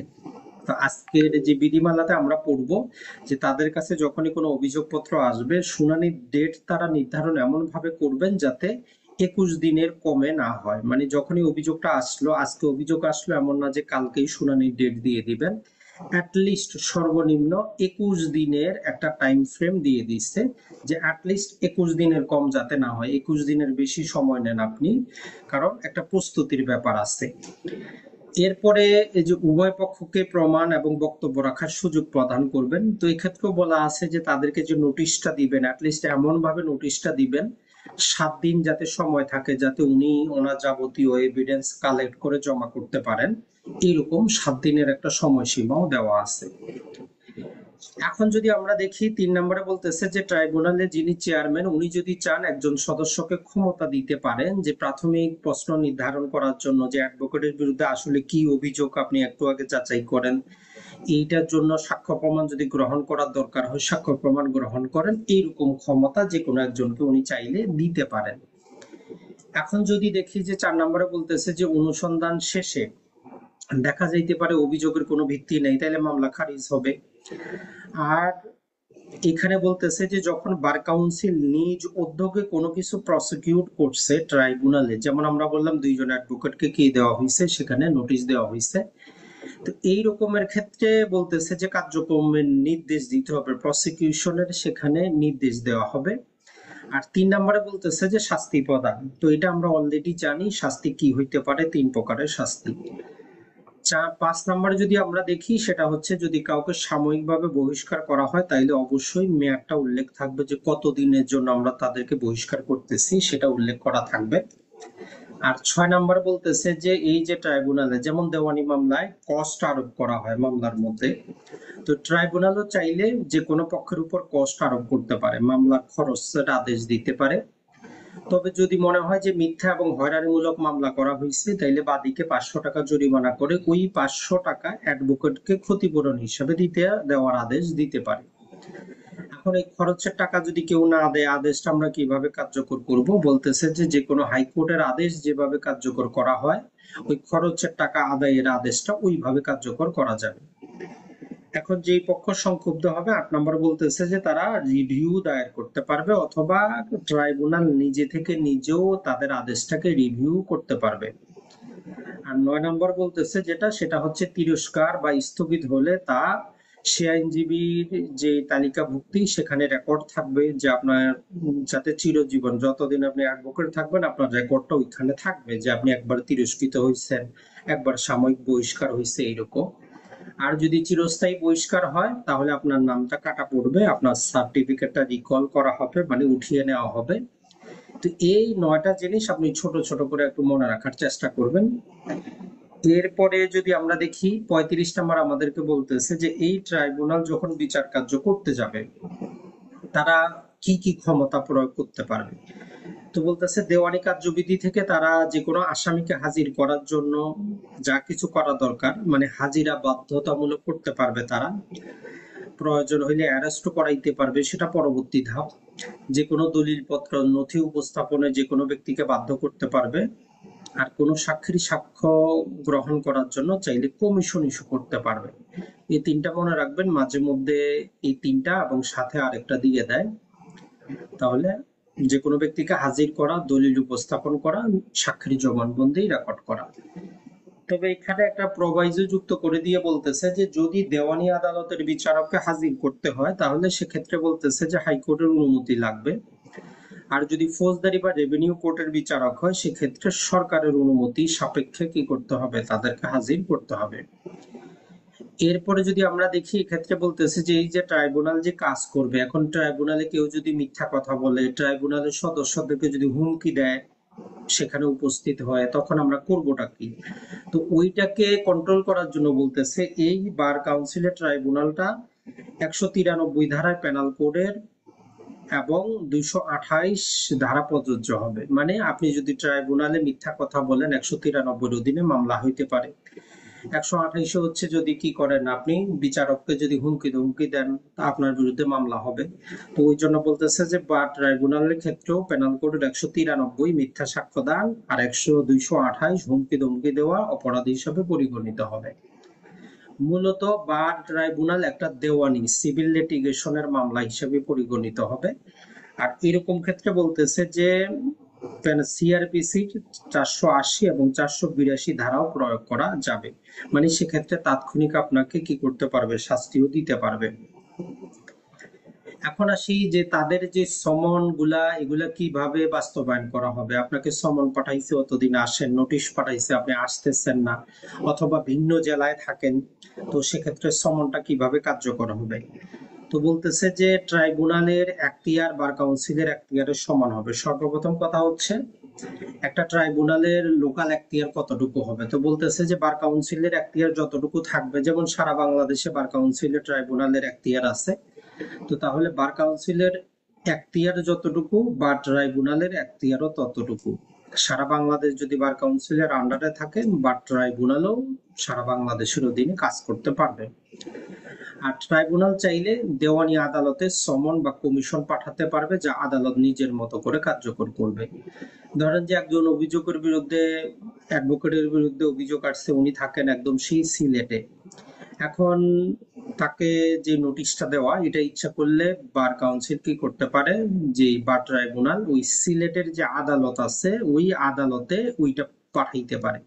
আদালত তখন নিজেরা যেভাবে সমন জারি করে ওইভাবে সমনটা জারি করাইতে পারবে। যে কোনো প্রকার সাক্ষী সাক্ষ্য গ্রহণ করার জন্য কমিশনটা ওইভাবে করতে পারে, ওই আদালতকে নির্দেশ পাঠাইতে পারে যে ওই সাক্ষীটার সাক্ষ্য নিয়ে কমিশন করে আমার কাছে পাঠান। মূলত কথাটা হচ্ছে বার ট্রাইব্যুনাল তাদের যে প্রয়োজনীয়তা সেটা ওই লোকাল যে আদালত আছে সেখানে পাঠাইতে পারবে। তারা যাবতীয় কিছু নিজেদের আদেশ মনে করে কি করবে, কার্যকর করে বার কাউন্সিলে পাঠাবে। আর বলতেছে যে সাক্ষ্য আইনের 132 ধারা প্রযোজ্য হবে। সাক্ষ্য আইনের 132 হচ্ছে যখন আপনি সাক্ষী হিসাবে আসবেন, কোনো চুপ থাকতে পারবেন না, নীরব থাকতে পারবেন না, যদিও প্রশ্নের উত্তরে আপনি অপরাধী হইতে পারেন, টাকা পয়সা জব্দ হইতে পারে, 132 ধারা প্রযোজ্য হবে, এইটা মনে রাখবেন।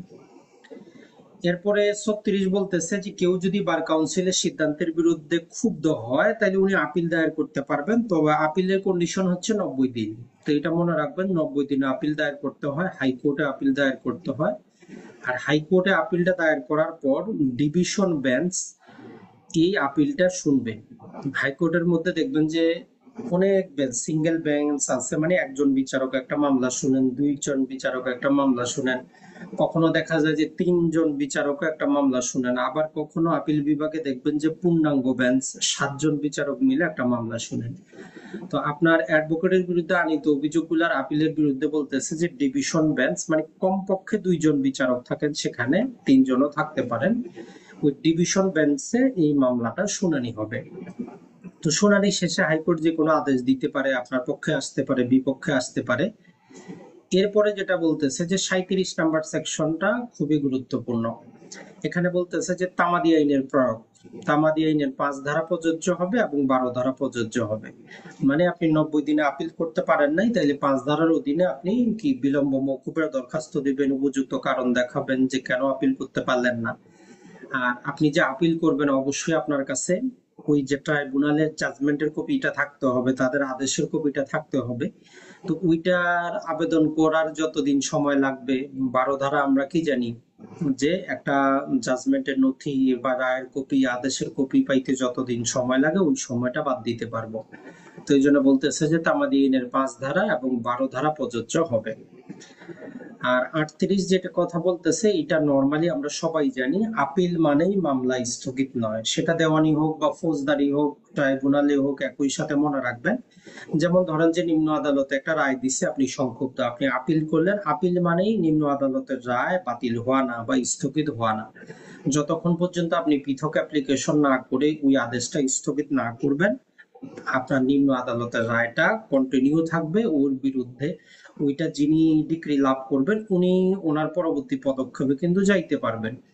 তো এই রকম ক্ষেত্রে বলতেছে আপিল দায়ের মানেই কার্যক্রম স্থগিত নয়, তবে উপযুক্ত কারণ থাকলে আদেশ স্থগিত করতে পারবেন নির্দিষ্ট শর্তে। এইটা জিনিস একটু মনে রাখবেন। তো মোটামুটি আমাদের এই 38 পর্যন্তই বার ট্রাইব্যুনালের যে কথাবার্তা, এটাই সবচেয়ে গুরুত্বপূর্ণ। এখান থেকে লিখিত হয়, এমসিকিউ হয়, ভাইবা, সবকিছু এখান থেকে। এরপরে যদি দেখি 39-এ কিছুই নেই, বলতেছে যে শর্ত সাপেক্ষে বার অ্যাসোসিয়েশনের অনুমতি দিতে পারে, যে সারা দেশে বিভিন্ন প্রকার বার অ্যাসোসিয়েশন আছে, এগুলো বার কাউন্সিলের অনুমোদিত। এরপরে 40 নাম্বারটা আমাদের পড়ার কিছুই নেই, জাস্ট এতটুকু মনে রাখবেন যে সরকারকে অবহিত করে এবং পূর্ব অনুমতি ক্রমেই রুলস তৈরি করা যায়। মাঝে মধ্যে এইটা আপনাকে আসে যে বার কাউন্সিল নিজে রুলস তৈরি করতে পারবে কিনা, সরকারের অনুমতির দরকার আছে কিনা, সরকারকে জানানোর দরকার আছে কিনা।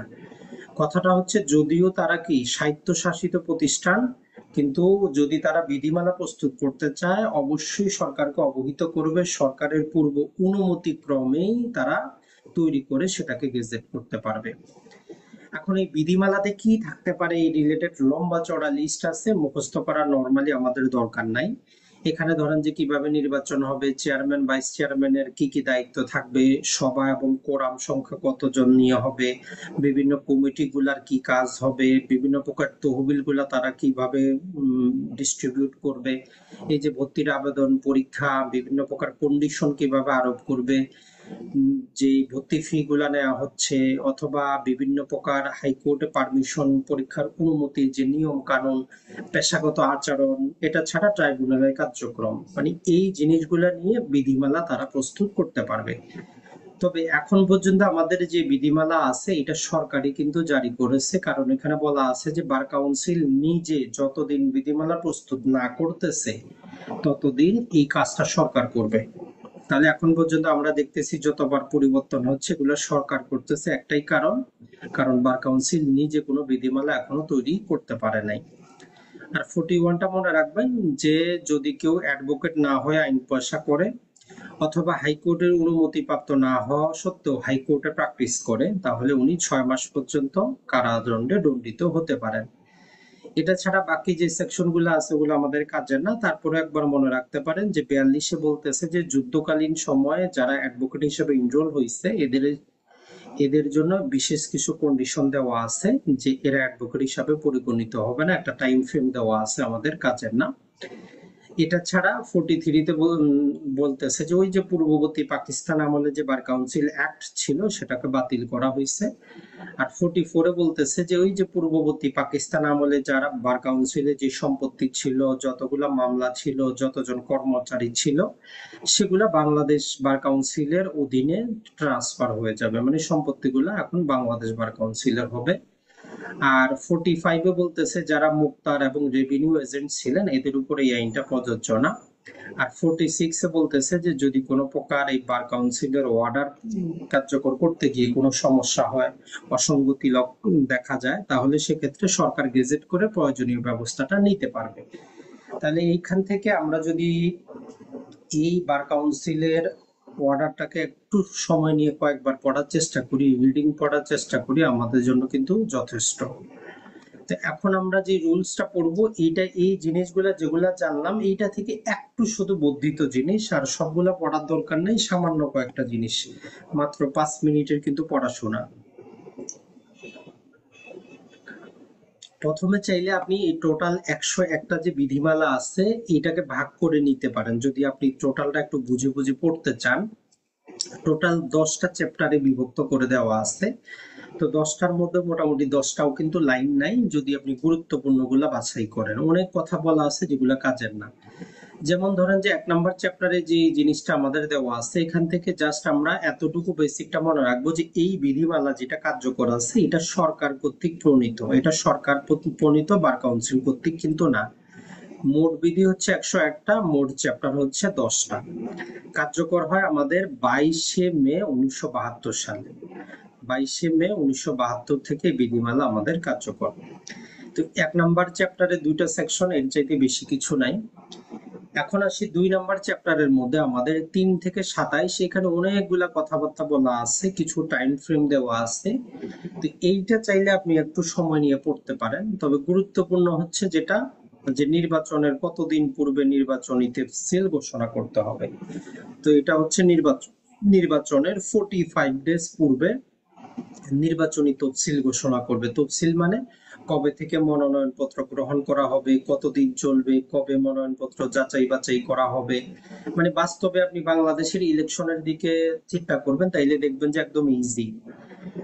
তো এখন এখানে যে জিনিসটা বলতেছে যে তারা যে তফসিলটা ঘোষণাটা করবে, তবে নমিনেশন জমা দান গেজেটের 10 দিনের মধ্যে হতে পারবে না। মানে যেমন ধরুন আজকে তারা কি করলো, তফসিল ঘোষণা করলো, এবং 2 দিন পরে থেকে তারা শুরু করলো যে নমিনেশন সাবমিট করা, বলতেছে এইরকম হইতে পারবে না। আপনি যখনই গেজেট প্রকাশ করবেন, তফসিল প্রকাশ করবেন, যাতে সেখানে অবশ্যই এই যে মনোনয়ন পত্র জমা দেওয়া, এইটা 10 দিন পর থেকে শুরু করবেন সর্বনিম্ন। কারণ মানুষের অনেক কাগজপাতি প্রয়োজন পড়ে। যেমন ধরেন যে আপনি বাংলাদেশে নির্বাচনে অংশগ্রহণ করতে পারলে আপনার নানা প্রকার, আপনার আয় ব্যয়ের হিসাব দরকার পড়ে, নানা প্রকার সার্টিফিকেটের দরকার পড়ে। তো একজন মানুষকে যাতে আপনি একটা পর্যাপ্ত সময় দেন, তো এই জন্য বলতেছে যে তফসিলের 10 দিনের মধ্যে যাতে কিনা হয়, প্রথম 10 দিনের মধ্যে মনোনয়ন পত্র জমা দান শুরু করা যাবে না।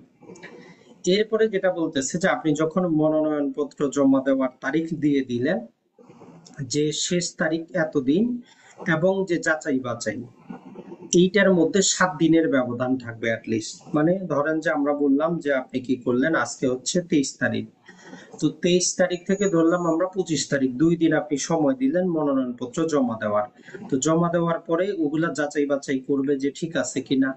এই জমা দেওয়ার শেষ তারিখ এবং যাচাই বাছাইয়ের মধ্যে অ্যাটলিস্ট 7 দিনের একটা ব্যবধান থাকবে, সর্বনিম্ন 7 দিন। এরপরে বলতেছে যে যাচাই বাছাই থেকে ভোট গ্রহণের তারিখের মধ্যে 14 দিনের ব্যবধান থাকবে। যাচাই বাছাই হয়ে গেল, এরপরে যাতে অন্তত 14 দিন পরে নির্বাচনটা হয়, এইরকম করে তফসিলটা ঘোষণা করতে হবে।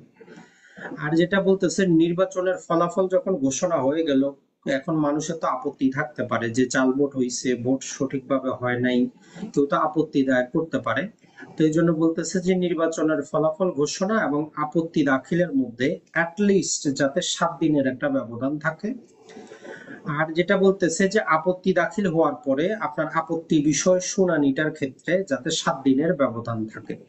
তো টোটাল জিনিসটা আমাদের জন্য গুরুত্বপূর্ণ না, অ্যাটলিস্ট আপনি ওই যে প্রথমটা মনে রাখবেন, 45 ডেজ পূর্বে গেজেট ঘোষণা করতে হবে, তফসিল ঘোষণা করতে হবে। বাকিটা চাইলে আপনি একটার পর একটা মিলিয়ে পড়তে পারেন। এরপরে যেটা বলতেছে যে যখন নির্বাচনের সময় বার কাউন্সিল তার ঠিকানা পরিবর্তন করতে পারবে না। যেমন আমরা জানি বার কাউন্সিল পূর্বে এক জায়গায় ছিল, এখন নতুন ভবনে এসেছে। তো এইরকম ট্রানজেকশন নির্বাচনকালীন সময় তারা করতে পারবে না। আর যদি একান্ত কারণবশত করতেই হয়, সেক্ষেত্রে বলতেছে যে পরিবর্তন করার আগে, ঠিকানা পরিবর্তন করার 4 দিন আগে একটা বাংলা পত্রিকা একটা ইংরেজি পত্রিকায় তারা কি করবে, বিজ্ঞপ্তি দিবে যে বার কাউন্সিলের ঠিকানা আমরা পরিবর্তন করতেছি। তো এইটা একটু মনে রাখবেন, সর্বনিম্ন 4 দিন পূর্বে একটা বাংলা একটা ইংরেজি পত্রিকায় তাদেরকে নোটিশ দিতে হবে যদি নির্বাচনকালীন সময় তারা তাদের ঠিকানা পরিবর্তনটা করে। এটা একটু মনে রাখবেন। আর একটা কথা হচ্ছে, যখনই তারা বাংলাদেশ বার কাউন্সিলের নির্বাচনী তফসিল ঘোষণা করবে, এই যাবতীয় বিষয়গুলো এক কপি প্রধান বিচারপতির কাছে এবং সকল বারে তফসিলটা যে তারা ঘোষণা করলো নির্বাচনে, এক কপি পাঠাবে প্রধান বিচারপতির কাছে এবং বাংলাদেশের যতগুলো অনুমোদিত বার অ্যাসোসিয়েশন আছে সকল বার অ্যাসোসিয়েশনকে তারা এক কপি করে পাঠাবে, যাতে প্রতিটা বার অ্যাসোসিয়েশনে সেই জিনিসটা কি থাকে, তাদের নোটিশ বোর্ডে লাগানো থাকে, যাতে অ্যাডভোকেটরা বুঝতে পারেন যে বার কাউন্সিলে নির্বাচনটা হচ্ছে। তাহলে এই যে 3 নম্বর বিধি থেকে আমরা অনেক কিছু জানলাম, কিন্তু মনে রাখার একটাই জিনিস, সেটা হচ্ছে 45। এইটা মনে রাখবেন যে 45 ডেজ পূর্বে তফসিল ঘোষণা করতে হবে। এরপরে যদি আমরা যাই 4 নম্বরে, অলরেডি আমরা জানি 4টা থাকবে সাধারণ আসন, 4টা হচ্ছে গ্রুপ আসন। এই জিনিসটা একটু মনে রাখবেন। আর একজন ভোটার সর্বোচ্চ 8টা ভোট দিতে পারে। যেমন আমরা বললাম যে আঞ্চলিক বারের জন্য একটা ভোট দিতে পারবেন, আর 7জন যে প্রার্থী আছে 7জনের জন্য 7টা। তার মানে টোটাল একজন ভোটার বার কাউন্সিলের 8টা করে ভোট দিতে পারেন প্রতিটা নির্বাচনে। তবে আমাদের জন্য গুরুত্বপূর্ণ হচ্ছে যে আপনি যদি বার কাউন্সিলের সদস্য হইতে চান না, আপনি যে মনোনয়ন পত্র নিবেন, নমিনেশন দাখিল করবেন, এর নিয়ম কানুনটা গুরুত্বপূর্ণ। তো এখানে বলতেছে যে সর্বনিম্ন 3জন ভোটারের স্বাক্ষর সহ আপনারা কি করতে হবে, 3জন ভোটার স্বাক্ষর করবে যে আপনি তার পক্ষে আছেন। যেমন বাংলাদেশের নির্বাচনে, এমপি নির্বাচনে সম্ভবত দেখবেন যে আপনি ওই এলাকার ভোটারের 1% ভোটারের স্বাক্ষর সহ আবেদন করতে হয় নির্বাচন কমিশনে। তো এইখানেও বলতেছে যে সর্বনিম্ন 3জন ভোটারের স্বাক্ষর সহ এবং 1000 টাকা নমিনেশন ফি দিয়ে আপনাকে কি করতে হবে, আবেদনটা করতে হবে। এটা বারবার আসে, একটা হচ্ছে কি 1000 টাকা নমিনেশন ফি আর সর্বনিম্ন 3জন ভোটারের স্বাক্ষর লাগবে। আর যখন আপনি এগুলো সাবমিটটা করে দিবেন যাবতীয় কিছু, 6 নম্বর বিধি বলতেছে যে নমিনেশন দাখিলের 2 দিনের মধ্যে তার তালিকাটা প্রকাশ করা হবে। মানে কে কে বার কাউন্সিলের সদস্য হওয়ার জন্য আবেদন করলো, এর তালিকাটা শেষ দিনের 2 দিনের মধ্যে প্রকাশ করতে হবে। তো এই লাইনটা একটু আমরা মনে রাখবো, 3জন ভোটার এবং 1000 টাকা হচ্ছে নমিনেশন ফি। এখন কোন প্রার্থী যদি মনে করে সে নির্বাচনে দাঁড়াবে না, যেমন ধরেন যে কারোর মধ্যে সেটেলমেন্ট হয়, টাকা পয়সা খায়, ঘুষ খায়, যেমন দেখবেন যে জাতীয় নির্বাচনেও হয় 10জন প্রার্থী দাঁড়ায়, পরবর্তীতে সমঝোতা করে 5জন তার প্রার্থীটা তুলে নেয় যে ঠিক আছে আপনি নির্বাচন করেন। তো ওইরকম বলতেছে যে প্রার্থীটা আপনি চাইলে প্রত্যাহার করতে পারবেন, কোনো সমস্যা নাই। তবে যাচাই বাছাইয়ের পর 3 দিনের মধ্যে করতে হবে।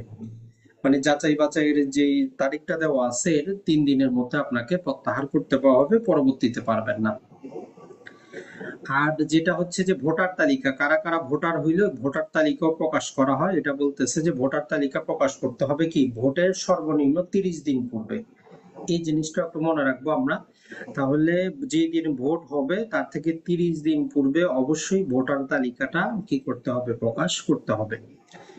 এখন ভোটের ক্ষেত্রে রেজাল্টে দেখা গেল যে দুইজন ব্যক্তি একই ভোট পাইলো, সমান পরিমাণ ভোট পাইলো, এও 5000 ও 5000। তো এক্ষেত্রে বলতেছে নতুন কোনো ভোট হবে না, এদের মধ্যে আমরা লটারি করব, লটারিতে যিনি জিতবেন উনি নির্বাচিত হবেন। তাহলে সম পরিমাণ ভোট পাইলে লটারির মাধ্যমে নির্বাচন করা হবে, এটা একটু মনে রাখবেন। আর যে ভোট গণনা গুলা, যেমন বাস্তব আমাদের নির্বাচনী দেখবেন যে প্রতিটা প্রার্থীর কি থাকে, এজেন্ট থাকে। তো এই ভোট গণনায় বার কাউন্সিলের বলতেছে যে যিনি দাঁড়িয়েছিলেন প্রার্থী থাকতে পারবেন এবং তার একজন প্রতিনিধি উপস্থিত থাকতে পারবে। টোটাল প্রতিজন প্রার্থীর পক্ষে 2জন থাকতে পারবে, প্রার্থী নিজে এবং তার একজন মনোনীত ব্যক্তি। এরপরে যেটা বলতেছে যে আপনার যদি ওই নির্বাচনী ফলাফল নিয়ে আপনার যদি আপত্তি থাকে, আপনি যদি আপত্তি দায়ের করতে চান, মানে ওই ফলাফলটা বাতিল করতে চান, তাহলে সর্বনিম্ন 5 জন ভোটারের স্বাক্ষর সহ 1,000 টাকা ফি জমা দিয়ে 1 মাসের মধ্যে আপনি ওই ফলাফলটা চ্যালেঞ্জ করতে পারবেন।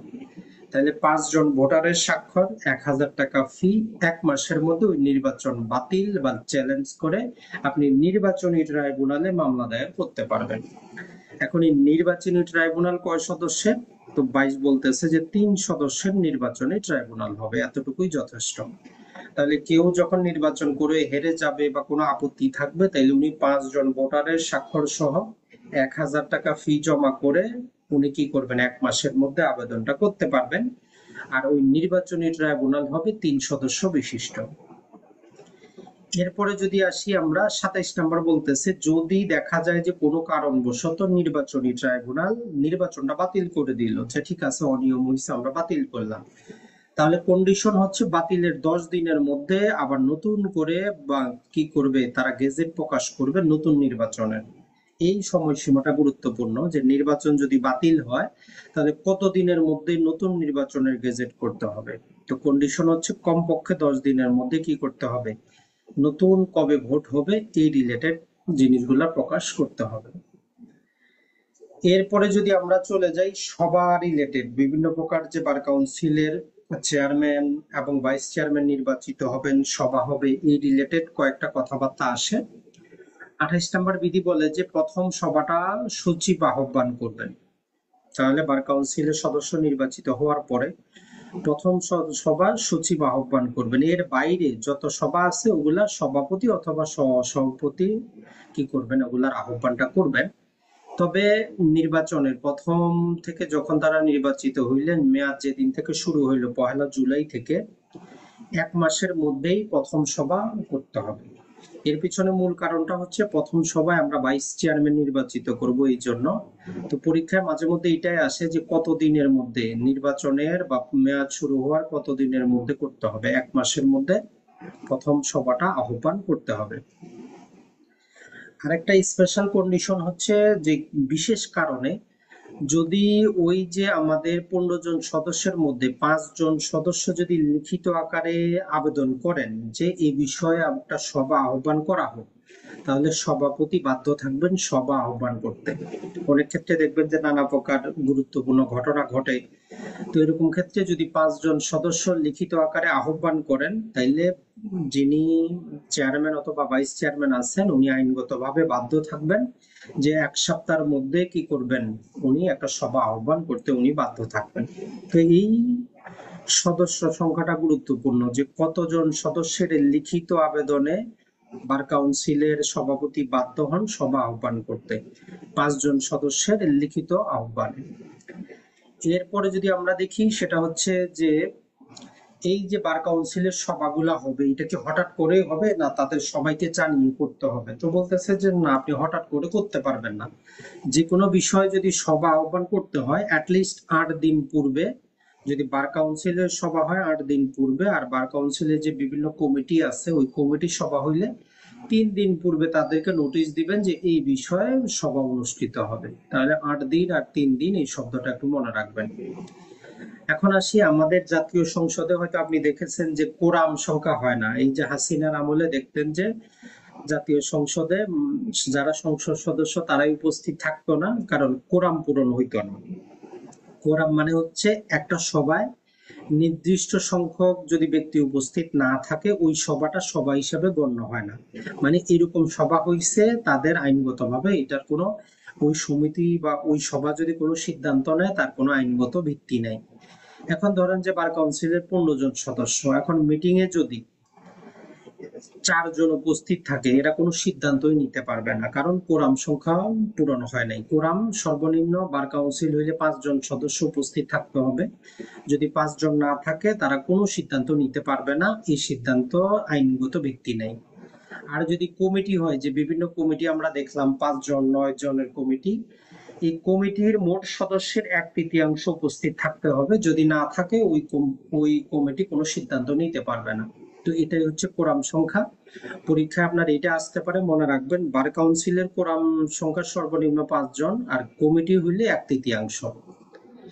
এরপরে চলে আসি আমরা বিভিন্ন প্রকার অভিযোগ রিলেটেড, এই যে প্রসিকিউশন বার কাউন্সিলের বা ট্রাইব্যুনাল রিলেটেড, যেটা অলরেডি আমরা পড়িয়েছি। 48 বিধি বলতেছে যে অভিযোগ হবে সুস্পষ্ট, নির্দিষ্ট ঘটনা নিয়ে অভিযোগ করবেন, এবং আদালত না হইলে ব্যক্তি হইলে অবশ্যই হলফনামা যুক্ত থাকবে। আর 1000 টাকা ফি সহ বার কাউন্সিলে জমা দিতে হবে অভিযোগটা। তাহলে অভিযোগের ক্ষেত্রে এই টাকাটা মনে রাখবেন, 1000 টাকা ফি জমা করতে হবে আপনাকে। এরপরে বলতেছে যে ট্রাইব্যুনালের চেয়ারম্যান শুনানির তারিখ নির্ধারণ করবেন, যেটা আমরা বার ট্রাইব্যুনালে পড়ে এসেছি। তবে 21 দিনের কমে হবে না, মানে শুনানির ডেটটা এমন হবে যাতে 21 দিন পরে হয়, যে দিন থেকে উনি কমপ্লেনটা পাইলেন সেদিন থেকে শুনানির তারিখ যাতে 21 দিন পরে হয়, 21 দিনের কমে যাতে না হয়। এবং এই যে নোটিশটা উনি দিবেন শুনানির, অ্যাটলিস্ট সর্বনিম্ন 7 দিন পূর্বে উনি নোটিশটা দিবেন, যাতে সবাই সময় পায় কি করার জন্য, প্রস্তুতি নেওয়ার জন্য। এরপরে বলতেছে যে যিনি অ্যাডভোকেট আছেন উনাকে তো কারণ দর্শানোর নোটিশ, মানে ওনার লিখিত বক্তব্যের সুযোগ দেওয়া হয়। তো ওই ক্ষেত্রে বলতেছে যে উত্তর দিবেন উনি, যে 7 দিন পূর্বে উত্তরটা প্রদান করবেন। উনি কি বলতে চান, আত্মরক্ষার জন্য কি কি বলতে চান, ওই জবাবটা উনি শুনানির তারিখের 7 দিন পূর্বেই জমা করবেন। তবে 2টা প্রতিলিপি আকারে, মানে সর্বমোট 3 কপি জমা করবেন। 1 কপি ট্রাইব্যুনালে থাকবে, 1 কপি অ্যাটর্নি জেনারেলকে দেওয়া হবে, 1 কপি অভিযোগকারীকে দেওয়া হবে শুনানির 2 দিন পূর্বে। নরমালি আমরা দেওয়ানি মামলা করলে কি করতে হয়, যতজন বিবাদী তত কপি জমা করতে হয়, প্লাস আদালতের 1 কপি। তো এই ক্ষেত্রে বলতেছে যে আদালতের 1 কপি তো থাকবে, আরো এডিশনাল 2 কপি আকারে আপনি যে কোনো অভিযোগ, যে লিখিত জবাবটা সাবমিট করতে হবে। কারণ 1 কপি দিব আমরা অভিযোগকারীকে, যে উনি আপনার বিরুদ্ধে আবার নতুন কি কাউন্টার নিতে চায়, আর 1 কপি দিব অ্যাটর্নি জেনারেলকে, যে অ্যাটর্নি জেনারেল কি বলতে চান ওই উত্তরে। আর এই জিনিসগুলা তখন সচিব সাহেব কি করবেন, 2 দিন পূর্বে, শুনানির 2 দিন পূর্বেই অ্যাটর্নি জেনারেল এবং অভিযোগকারীকে পাঠিয়ে দিবেন। আর যেটা বলতেছে যে, যেটা আমরা অলরেডি পড়েছি, যে বার ট্রাইব্যুনালের সচিব পৃথক কোনো সচিব না, যিনি বার কাউন্সিলের সচিব হবেন উনি বার ট্রাইব্যুনালেরও সচিব হবেন, পৃথক কোনো সচিব থাকবে না। আর যেটা অলরেডি আমরা পড়ে এসেছি, বার কাউন্সিল কি করতে পারে, সো মোটো হয়ে যে কোনো অ্যাডভোকেটের বিরুদ্ধে কি করতে পারে, ডিসিপ্লিনারি অ্যাকশন নিতে পারে। যেমন আমরা বললাম যে 2 জনকে কি করা হয়েছে, সমন করা হয়েছে বা নোটিশ দেওয়া হয়েছে, ওই জিনিসটাই। আর আরেকটা নতুন জিনিস মনে রাখবেন, যে কারো বিরুদ্ধে অভিযোগ চলাকালেই তাকে সাসপেন্ড করা যেতে পারে। এটা কিন্তু আমাদের বিধিমালায় ছিল না, বিধি অর্ডারে ছিল শুধুমাত্র তার কি শাস্তি হবে। এখন বিধিমালায় বলতেছে আপনার বিরুদ্ধে অভিযোগ আসছে, অভিযোগ চলাকালীন সময়ে ট্রাইব্যুনাল যদি ইচ্ছা করে আপনাকে আইন পেশা থেকে কি করতে পারে, বহিষ্কার করতে পারে সাময়িক সময়ের জন্য, যে যতদিন এটা নিষ্পত্তি না হয় আপনি আইন পেশা থেকে দূরে থাকবেন।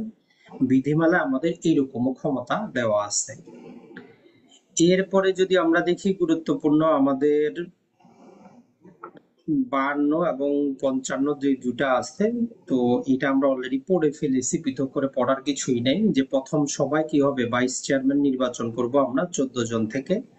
আর বার কাউন্সিলের সচিব নিয়োগের যে জিনিসটা, এইটা পূর্বে কি ছিল, বার কাউন্সিল হাতে ছিল।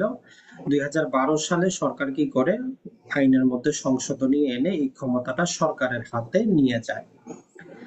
এরপরে ভর্তি রিলেটেড যে জিনিসগুলো, এগুলা থেকে কিছু আমাদের এমসিকিউ আসে, যদিও আমরা সবাই জানি, তারপরেও একটু জাস্ট ক্লারিফিকেশনটা নিয়ে নিবেন। যে আপনি বার কাউন্সিলে যে আবেদনটা করছেন, কি কি কাগজপাতি দিয়ে আবেদন করছেন সেগুলো এখানে বলা আছে, অন্য কিছুই না। বিভিন্ন প্রকার ফি এর কথা উল্লেখ করা আছে। যেমন ধরেন যে টোটাল ফি দেওয়া আছে এখানে 2400 টাকা, এর মধ্যে ভর্তি ফি 1500 টাকা, লিখিত পরীক্ষার জন্য হচ্ছে 700, আর বাৎসরিক ফি 200, টোটাল হচ্ছে এই 2400 টাকা। এটা ছাড়া আপনি যে আবেদনপত্র করেন সেগুলোর সাথে কি কি জিনিস সংযুক্ত থাকে, আপনার জন্ম সনদের প্রমাণপত্র, মানে হচ্ছে আপনার জন্ম সনদটা, আপনার শিক্ষাগত যোগ্যতার যাবতীয় সার্টিফিকেট গুলা থাকে। এটা ছাড়া এখানে যেটা বলা আছে যে 2 জন সুপরিচিত ব্যক্তির কর্তৃক সুপারিশ, মানে যেটাকে আমরা বলি যে ক্যারেক্টার সার্টিফিকেট, আর একটা আপনি হলফনামা আপনাকে দিতে হয় যে উপযুক্ত যে তথ্য প্রমাণ দিলেন, যে ডকুমেন্ট সাবমিট করলেন এগুলো অরিজিনাল, কোনো ডুপ্লিকেট নাই, এরকম আপনি একটা কি করেন হলফনামা সহ আবেদন করেন। তো এটা দেখেন যে মুখস্থ করার মতো কিছু না, এটা আপনি বাস্তবে করে এসেছেন, জাস্ট এতটুকু জানেন যে এইটা দেওয়া আছে। আর যদি নির্ধারিত তারিখে, যেহেতু বর্তমানে অনলাইনে অফলাইনে তো দেওয়ার সুযোগ নেই, তো পূর্বে অফলাইনে আপনি বিলম্ব হইলে বিলম্ব ফি দিয়ে 200 টাকা বিলম্ব ফি আসতো, এটা দিয়ে সাবমিট করতে পারতেন। তো এখন তো আর অনলাইনে সুযোগ হয় না, যখনই নির্দিষ্ট দিন শেষ অটোমেটিক সেই লিঙ্কটাও আর কাজ করে না, তো এটারও বর্তমানে কোনো আর কাজ নাই। এখন চলে আসি শিক্ষানবিশ আইনজীবী। তো আপনি নিজেও জানেন শিক্ষানবিশ হইলে আপনার কি কি দায়িত্ব। তো এখানে দেখেন যে মুখস্থ করার কিছুই নেই, আপনি নিজে 6 মাস শিক্ষানবিশ কাল অতিক্রম করেছেন, তো ওই সময়টা এখানে বলা আছে যে আপনি যেই সিনিয়রের সাথে চুক্তি করেছেন তার অধীনে 6 মাস কাজ করবেন। তো ওই সিনিয়রের যোগ্যতা দেওয়া আছে যে উনি অবশ্যই সর্বনিম্ন 10 বছর যাবত প্র্যাকটিস করতেছেন এরকম অ্যাডভোকেট হবেন। আর কতদিন আপনাকে থাকতে হবে? 6 মাস। যদিও আমার ব্যক্তিগতভাবে যেটা আমি মনে করি যে আসলে এইটা হচ্ছে সম্পূর্ণ একটা ভোগাস। উচিত হচ্ছে যে যারা অ্যাডভোকেট হিসাবে পাশ করবেন এদেরকে পাশ করার পরে 6 মাস কাজ করতে হবে, তারপরে তাদের সনদটা দিতে হবে, তাহলেই ভালো। না হলে দেখেন যে এই 40-50 হাজার 6 মাস কাজ করে টাকা পয়সা খরচ হয়, কোনো কিন্তু লাভ নাই। পাশ করে মাত্র কয়জন? 5,000, 4,000। তো আপনি পাশ করার পরে 6 মাস প্রশিক্ষণ বাধ্যতামূলক করেন, সেটাই কাজে আসবে। তখন আপনি জানেন আপনি অ্যাডভোকেট, আপনি তখন ফাঁকি দিবেন না, আপনি আদালতে উপস্থিত থাকবেন। এখন যেখানে যে ম্যাক্সিমামে দেখা যায় যে একদিন যান, যাওয়াই হয় না, শুধু ডায়েরিটা নির্দিষ্ট ফরম্যাটে পরবর্তীতে লিখেন, তার মানে এটার কোনো কার্যকারিতা কিন্তু নাই। কিন্তু যদি ধরেন আপনি অ্যাডভোকেটশিপ পাশ করার পরে যদি বাধ্যতামূলক করা হয় যে 6 মাস আপনি সিনিয়রের অধীনে কাজ করতে হবে, কারো কোনো আপত্তি থাকবে না, সবাই মনের খুশিতে কাজ করবে এবং আরো ভালো করে কাজ করবে, কারণ আপনি 6 মাস পরে একক প্র্যাকটিস করতে পারবেন, এরকম করা উচিত। হয়তো ভবিষ্যতে আমরা দেখব। তাহলে এক্ষেত্রে আমরা মনে রাখবো পরীক্ষায় যেটা আসে যে আপনার যে সিনিয়র হবেন তার যোগ্যতা কি, অ্যাটলিস্ট 10 বছর যাবে প্র্যাকটিস করতেছেন, কতদিন থাকতে হবে? 6 মাস। আপনি এই 6 মাসের মধ্যে অন্তত 10টা মামলা আপনার ডায়েরিতে থাকতে হবে, যেখানে 5টা দেওয়ানি মামলা থাকবে, 5টা ফৌজদারি মামলা থাকবে। আপনার সিনিয়র সর্বোচ্চ 4 জনকে একসাথে শিক্ষানবিশ হিসাবে নিতে পারবেন। আর যদি এডিশনাল নিতে চান, বার কাউন্সিল থেকে লিখিত অনুমতি নিয়ে উনি এডিশনালও নিতে পারবেন। তো সিনিয়রের সাথে আপনি যে চুক্তি করবেন, চুক্তি করার থেকে 30 দিনের মধ্যে 400 টাকা ফি সহ বার কাউন্সিলের সচিব বরাবর আপনাকে ওই চুক্তিপত্রটা জমা করতে হবে। আর আপনি যদি এই চুক্তিতে কোনো মিথ্যা তথ্য প্রদান করেন, তাইলে 5 বছর যাবত আপনি অযোগ্য ঘোষিত হবেন বার কাউন্সিলে আবেদন করার জন্য। তাহলে এইখান থেকে কিন্তু একটা এমসিকিউ কোনো না কোনো ভাবে হয়, এটা একটু নিজের মতো করে শর্ট নোট করে নেবেন যে সিনিয়র হবেন, 10 বছর প্র্যাকটিস করতেছেন এবং 6 মাস কাজ করবেন আপনি, 10টা মামলা থাকবে, 5টা দেওয়ানি, 5টা ফৌজদারি, 4 জন পর্যন্ত শিক্ষানবিশ নিতে পারেন একজন অ্যাডভোকেট। বেশি নিতে চাইলে অবশ্যই বার কাউন্সিলের অনুমতি লাগবে। আর যে চুক্তিটা করবেন 30 দিনের মধ্যে 400 টাকা ফি সহ বার কাউন্সিলের সচিব বরাবর ওই চুক্তিটা জমা করতে হবে। যদি মিথ্যা তথ্য দেন 5 বছর অযোগ্য ঘোষিত থাকবেন। এরপরে ধরেন যে এমসিকিউ লিখিত ভাইবা কিভাবে হবে এই নিয়ম কানুন দেখানো আছে, তো এগুলো আমাদের পড়ার কিছুই নেই, আমরা সবাই জানি। 100-র মধ্যে আপনি 50 পাইতে হবে, 100-র মধ্যে 50 পাইতে হবে। লিখিত পরীক্ষা সর্বোচ্চ 2 বার দিতে পারবেন, 2 বারে পাস না করতে পারলে আবার আপনাকে এমসিকিউ দিতে হবে। ভাইবা আপনি সর্বোচ্চ 3 বার দিতে পারবেন, 3 বারে ভাইবা পাস করতে না পারলে আবার আপনাকে এমসিকিউ দিয়ে পরীক্ষা দিতে হবে। এরপরে হাইকোর্ট পারমিশন, মানে হাইকোর্টে অ্যাডভোকেট হওয়ার জন্য কিছু নিয়ম কানুন দেওয়া আছে, তো এটাও মুখস্থ করার মতো কিছুই না, যেটা অলরেডি আমরা পড়ে এসেছি যে 2 বছর আপনি কাজ করবেন নিম্ন আদালতে, তারপরে হাইকোর্টের জন্য যাবেন। তো এখানে স্পেশাল কন্ডিশন দিয়ে বলতেছে যে নিম্ন আদালতে যে আপনাকে 2 বছর প্র্যাকটিস করতে হবে, যদি বার কাউন্সিল চায় এই বাধ্যবাধকতা কোনো ব্যক্তির জন্য তারা শিথিল করতে পারে। তো এখানে তারা বলতেছে যে কাদের জন্য শিথিল করতে পারে, বলতেছে যে কোনো ব্যক্তি যদি ব্যারিস্টার হয় অথবা যদি কারো যদি এলএলএম করা থাকে এবং সেখানে যদি উনি অ্যাটলিস্ট সেকেন্ড ডিভিশন পান, মানে 50% নাম্বার পান, তাহলে উনি 1 বছরে যদি সিনিয়রের অধীনে কি করেন, কাজ করেন, তাহলে উনি হাইকোর্টে পারমিশন পরীক্ষার জন্য উপযুক্ত হবেন, তাকে 2 বছর নিম্ন আদালতে থাকতে হবে না। তাইলে জেনারেল নিয়ম হচ্ছে 2 বছর প্র্যাকটিস করতে হবে। স্পেশাল নিয়ম হচ্ছে কেউ যদি ব্যারিস্টার হয় অথবা এলএলএম করা থাকে তাহলে তার নিম্ন আদালতে প্র্যাকটিস করার দরকার নাই। উনি 1 বছর যাবৎ হাইকোর্টের কোনো সিনিয়রের অধীনে যদি 1 বছর প্র্যাকটিস করেন তাহলে উনি হাইকোর্ট পরীক্ষার জন্য উপযুক্ত হিসাবে ঘোষিত হবেন। এরপরে যদি আমরা দেখি যে যারা বিচারক আছেন আমাদের এই সাবঅর্ডিনেট কোর্টে, যারা বিচারক সাহেব আছেন, জজ সাহেব আছেন, ওনারাও হাইকোর্টের অ্যাডভোকেট হইতে পারেন। তাদের লিখিত পরীক্ষা দিতে হয় না, সরাসরি মৌখিক পরীক্ষা দিয়ে ওনারা এজ এ অ্যাডভোকেট হিসাবে এনরোল হইতে পারেন। তবে একটা কন্ডিশন হচ্ছে ওই অ্যাডভোকেটরা কোনোদিন এই সাবঅর্ডিনেট কোর্টে অ্যাডভোকেট হিসাবে উপস্থিত হইতে পারবেন না, উনি শুধু হাইকোর্টে প্র্যাকটিস করবেন, নিম্ন আদালতে আসতে পারবেন না। তাহলে যিনি একজন বিচারক, উনি 10 বছর যদি বিচারক হিসাবে থাকেন তাইলে উনি হাইকোর্টে মৌখিক পরীক্ষা দিয়ে হাইকোর্টের অ্যাডভোকেট হইতে পারবেন। ওই অ্যাডভোকেট সাহেব নিম্ন আদালতে প্র্যাকটিস করতে পারবেন না। নর্মালি যেমন আপনি শিক্ষানবিশ হিসাবে 10টা মামলা ছিল আপনার কোথায় শিক্ষানবিশ কালে, হাইকোর্টের ক্ষেত্রে আপনার 25টা মামলা থাকতে হবে আপনার তালিকায়। আপনি যে ওই 1 বছর প্র্যাকটিস শিক্ষানবিশ হিসাবে থাকতেছেন হাইকোর্টে, অবশ্যই অবশ্যই আপনার 25টা মামলা থাকতে হবে। আর আপনার যে পরীক্ষাগুলো হবে এই ক্ষেত্রে লিখিত পরীক্ষা 25 মার্কের হয়, আপনাকে 12 পাইতে হবে সর্বনিম্ন, পাস মার্ক হচ্ছে 12। ভাইভাও 25 মার্কের, সর্বনিম্ন 12। তবে এই 12 12 24 পাইলেও আপনি ফেল, আপনাকে 25 পাইতে হবে সর্বনিম্ন। মূল কথাটা হচ্ছে লিখিত পরীক্ষায় 12 তো পাইলেন, পাস করলেন, ভাইভাও 12 পাইলেন, পাস করলেন, কিন্তু ওভারঅল আপনি ফেল। তার মানে আপনার নাম্বারটা যাতে 12 থেকে একটু হলেও উপরে থাকে, টোটাল যাতে 25 হয়, দুইটা মিলে যদি 25 না হয় আপনি ফেল। এই আজব নিয়মটা আমি মনে করি যে পরিবর্তন করা দরকার। আপনি 12 মার্ক দিয়ে তাকে পাস করতেছেন, লিখিত 12 দিয়েও পাস করতেছেন, আবার ওভারঅল বলতেছেন যে না 25 পাইতে হবে। তাহলে এটা মনে রাখবেন, 25-এ যাতে আপনি 12 পান অথবা তার বেশি পাইতে হবে, না হলে কিন্তু ওভারঅল আপনি ফেল করবেন। এরপরে চলে আসি যে বিধি 66 বলতেছে আপনি যখন একজন অ্যাডভোকেট হইলেন, আপনি যেই বারে প্র্যাকটিস করতে চান তার পছন্দ আপনার দেওয়া আছে, 6 মাসের মধ্যে ওই বারে গিয়ে আপনাকে কি করতে হবে, নিবন্ধন করতে হবে। যদি 6 মাসের মধ্যে আপনি নিবন্ধন না করেন, ওই বারের সদস্য না হন, তাইলে আপনার লাইসেন্সটা আবার স্থগিত করে দেওয়া হবে। তাহলে আপনি যখন অ্যাপ্লাই করছেন, আপনি নির্দিষ্ট একটা বারে প্র্যাকটিস করবেন, বার কাউন্সিলের সমস্ত পরীক্ষা পাশ করার পরে ওই 6 মাসের মধ্যে ওই বারের সদস্যপদ আপনাকে নিতে হবে। আর সদস্যপদ নিতেই তো প্রতিটা বারে দেখবেন যে হিউজ পরিমাণ টাকা পয়সা তারা চায়, কোথাও 20,000, কোথাও 30,000। তো আপনাকে 6 মাসের মধ্যেই সদস্যপদ নিতে হবে, নাইলে আবার স্থগিত হয়ে যাবে। তো এখন আসি, যেটা আমরা মনে রাখবো সেটা হচ্ছে যে এই যে 75 নম্বর বিধিতে বলতেছে যে বার কাউন্সিলের টোটাল আরো 6টা কমিটি থাকতে পারে, আর এদের প্রতিটা সদস্য সংখ্যা হচ্ছে 5 জন।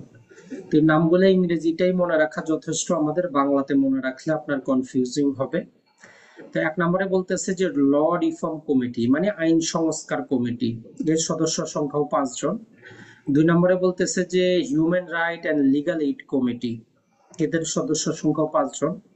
3 নম্বরে এই হাউস কমিটি, অনেকেই হাউস কমিটি বুঝেন না, দেখবেন যে বার কাউন্সিল ভবনে আপনার হোটেলের ব্যবস্থা আছে, থাকা খাওয়ার ব্যবস্থা আছে, বর্তমানে আপনি রাতে থাকতে পারেন। এই যে আপনার খাওয়া থাকা নানা প্রকার বিষয় সিদ্ধান্ত নেওয়ার দায়িত্ব হচ্ছে এই হাউস কমিটির। এরপরে যদি আমরা দেখি সেটা হচ্ছে যে আমাদের রিলিফ কমিটি, যেটা আমরা পড়েছি ত্রাণ কমিটি। এরপরে role and publication committee, bar council থেকেও কি হয় আমাদের ওই যে ডিএলআর কেএলআর এর মতো সম্ভবত ডিএলডি অথবা বিএলসি প্রকাশিত হয়, ডিএলডি হবে সম্ভবত যদি আমার ভুল না হয়। বার কাউন্সিল নিজেরা কি করে, আইন বিষয়ে যে উচ্চ আদালতের সিদ্ধান্তগুলো আসে এগুলা নিয়ে তাদের নিজস্ব নজিরগুলা নিজস্ব পাবলিকেশন দ্বারা প্রকাশ করে। এরপরে হচ্ছে যে কমপ্লেন্ট অ্যান্ড ভিজিলেন্স কমিটি, এই যে আমরা অভিযোগগুলা কার কাছে দায়ের করি, বার কাউন্সিলের কাছে দায়ের করি, তো কোন ব্যক্তি দেখবে, তো এই কমপ্লেন্ট অ্যান্ড ভিজিলেন্স কমিটি দেখবে, অভিযোগগুলা দেখার পরে তারা বার ট্রাইব্যুনালে পাঠাবে। তো এই 6টা নাম অবশ্যই আপনি মুখস্থ করবেন, যে law reform committee, human rights and legal aid committee, house committee, relief committee, rule and publication committee এবং হচ্ছে কমপ্লেইন্ট অ্যান্ড ভিজিলেন্স কমিটি। এই 6টা কমিটি মনে রাখবো আমরা। এরপরে গুরুত্বপূর্ণ হচ্ছে আমরা যদি দেখি 89টা, আমরা দেখি যে বার কাউন্সিলের যে সভাগুলা হয় ওই সবার ক্ষেত্রে যারা সভায় অংশগ্রহণ করেন ওই প্রতি সভা হিসাবে তাদেরকে ফি 400 টাকা হিসাবে দেওয়া হয়, যদিও অতি নগণ্য। আর যারা ট্রাইব্যুনালের সদস্য থাকেন, ট্রাইব্যুনালের সদস্যরা সিটিং ফি পান, মানে যতবার ট্রাইব্যুনাল যতদিন বসবে প্রতিদিনের বিপরীতে তারা 500 টাকা করে পাবেন। আর সবচেয়ে গুরুত্বপূর্ণ হচ্ছে আমাদের 91টা, যে সদস্যপদ কেন শূন্য হয়, এটা অবশ্যই মুখস্থ করে রাখবেন। 1 নম্বরে বলতেছে কেউ যদি নিজের ইচ্ছায় পদত্যাগ করে, নানা প্রকার কারণ হইতে পারে, সে পদত্যাগ করলো। 2 নম্বর হচ্ছে কাউকে কি করা হইলো, অ্যাডভোকেটশিপ থেকে বহিষ্কার করা হইলো। 3য় হইতে পারে যে কেউ একদম ক্রমাগত ধারাবাহিকভাবে পরপর 3টা মিটিংয়ে উপস্থিত হইল না। আর 4 নম্বর বলতেছে যে কাউকে বিচারক হিসাবে প্রমোশন দেওয়া হইলো। কারণ হাইকোর্টে দেখবেন যে পূর্বে যেটা ছিল অ্যাডভোকেটদের থেকেই কি করা হইতো, সরাসরি বিচারক নিয়োগ দেওয়া হইতো, বর্তমানেও সেটা হয়। এই 4টা কারণে সদস্যপদ শূন্য হইতে পারে। আর শূন্য হইলে কি হবে আমরা অলরেডি পড়ে এসেছি। তবে এখানে 2টা কন্ডিশন হচ্ছে, আমরা যে বললাম যে পরপর যদি উনি 3টা মিটিং এ উপস্থিত না থাকেন, তো বলতেছে যে মিটিং গুলার মধ্যে অবশ্যই যাতে 4 মাসের ব্যবধান থাকে। এমন না যে আজকে মিটিং হয়েছে 10 দিন পরে আবার মিটিং, এরকম হইলে চলবে না।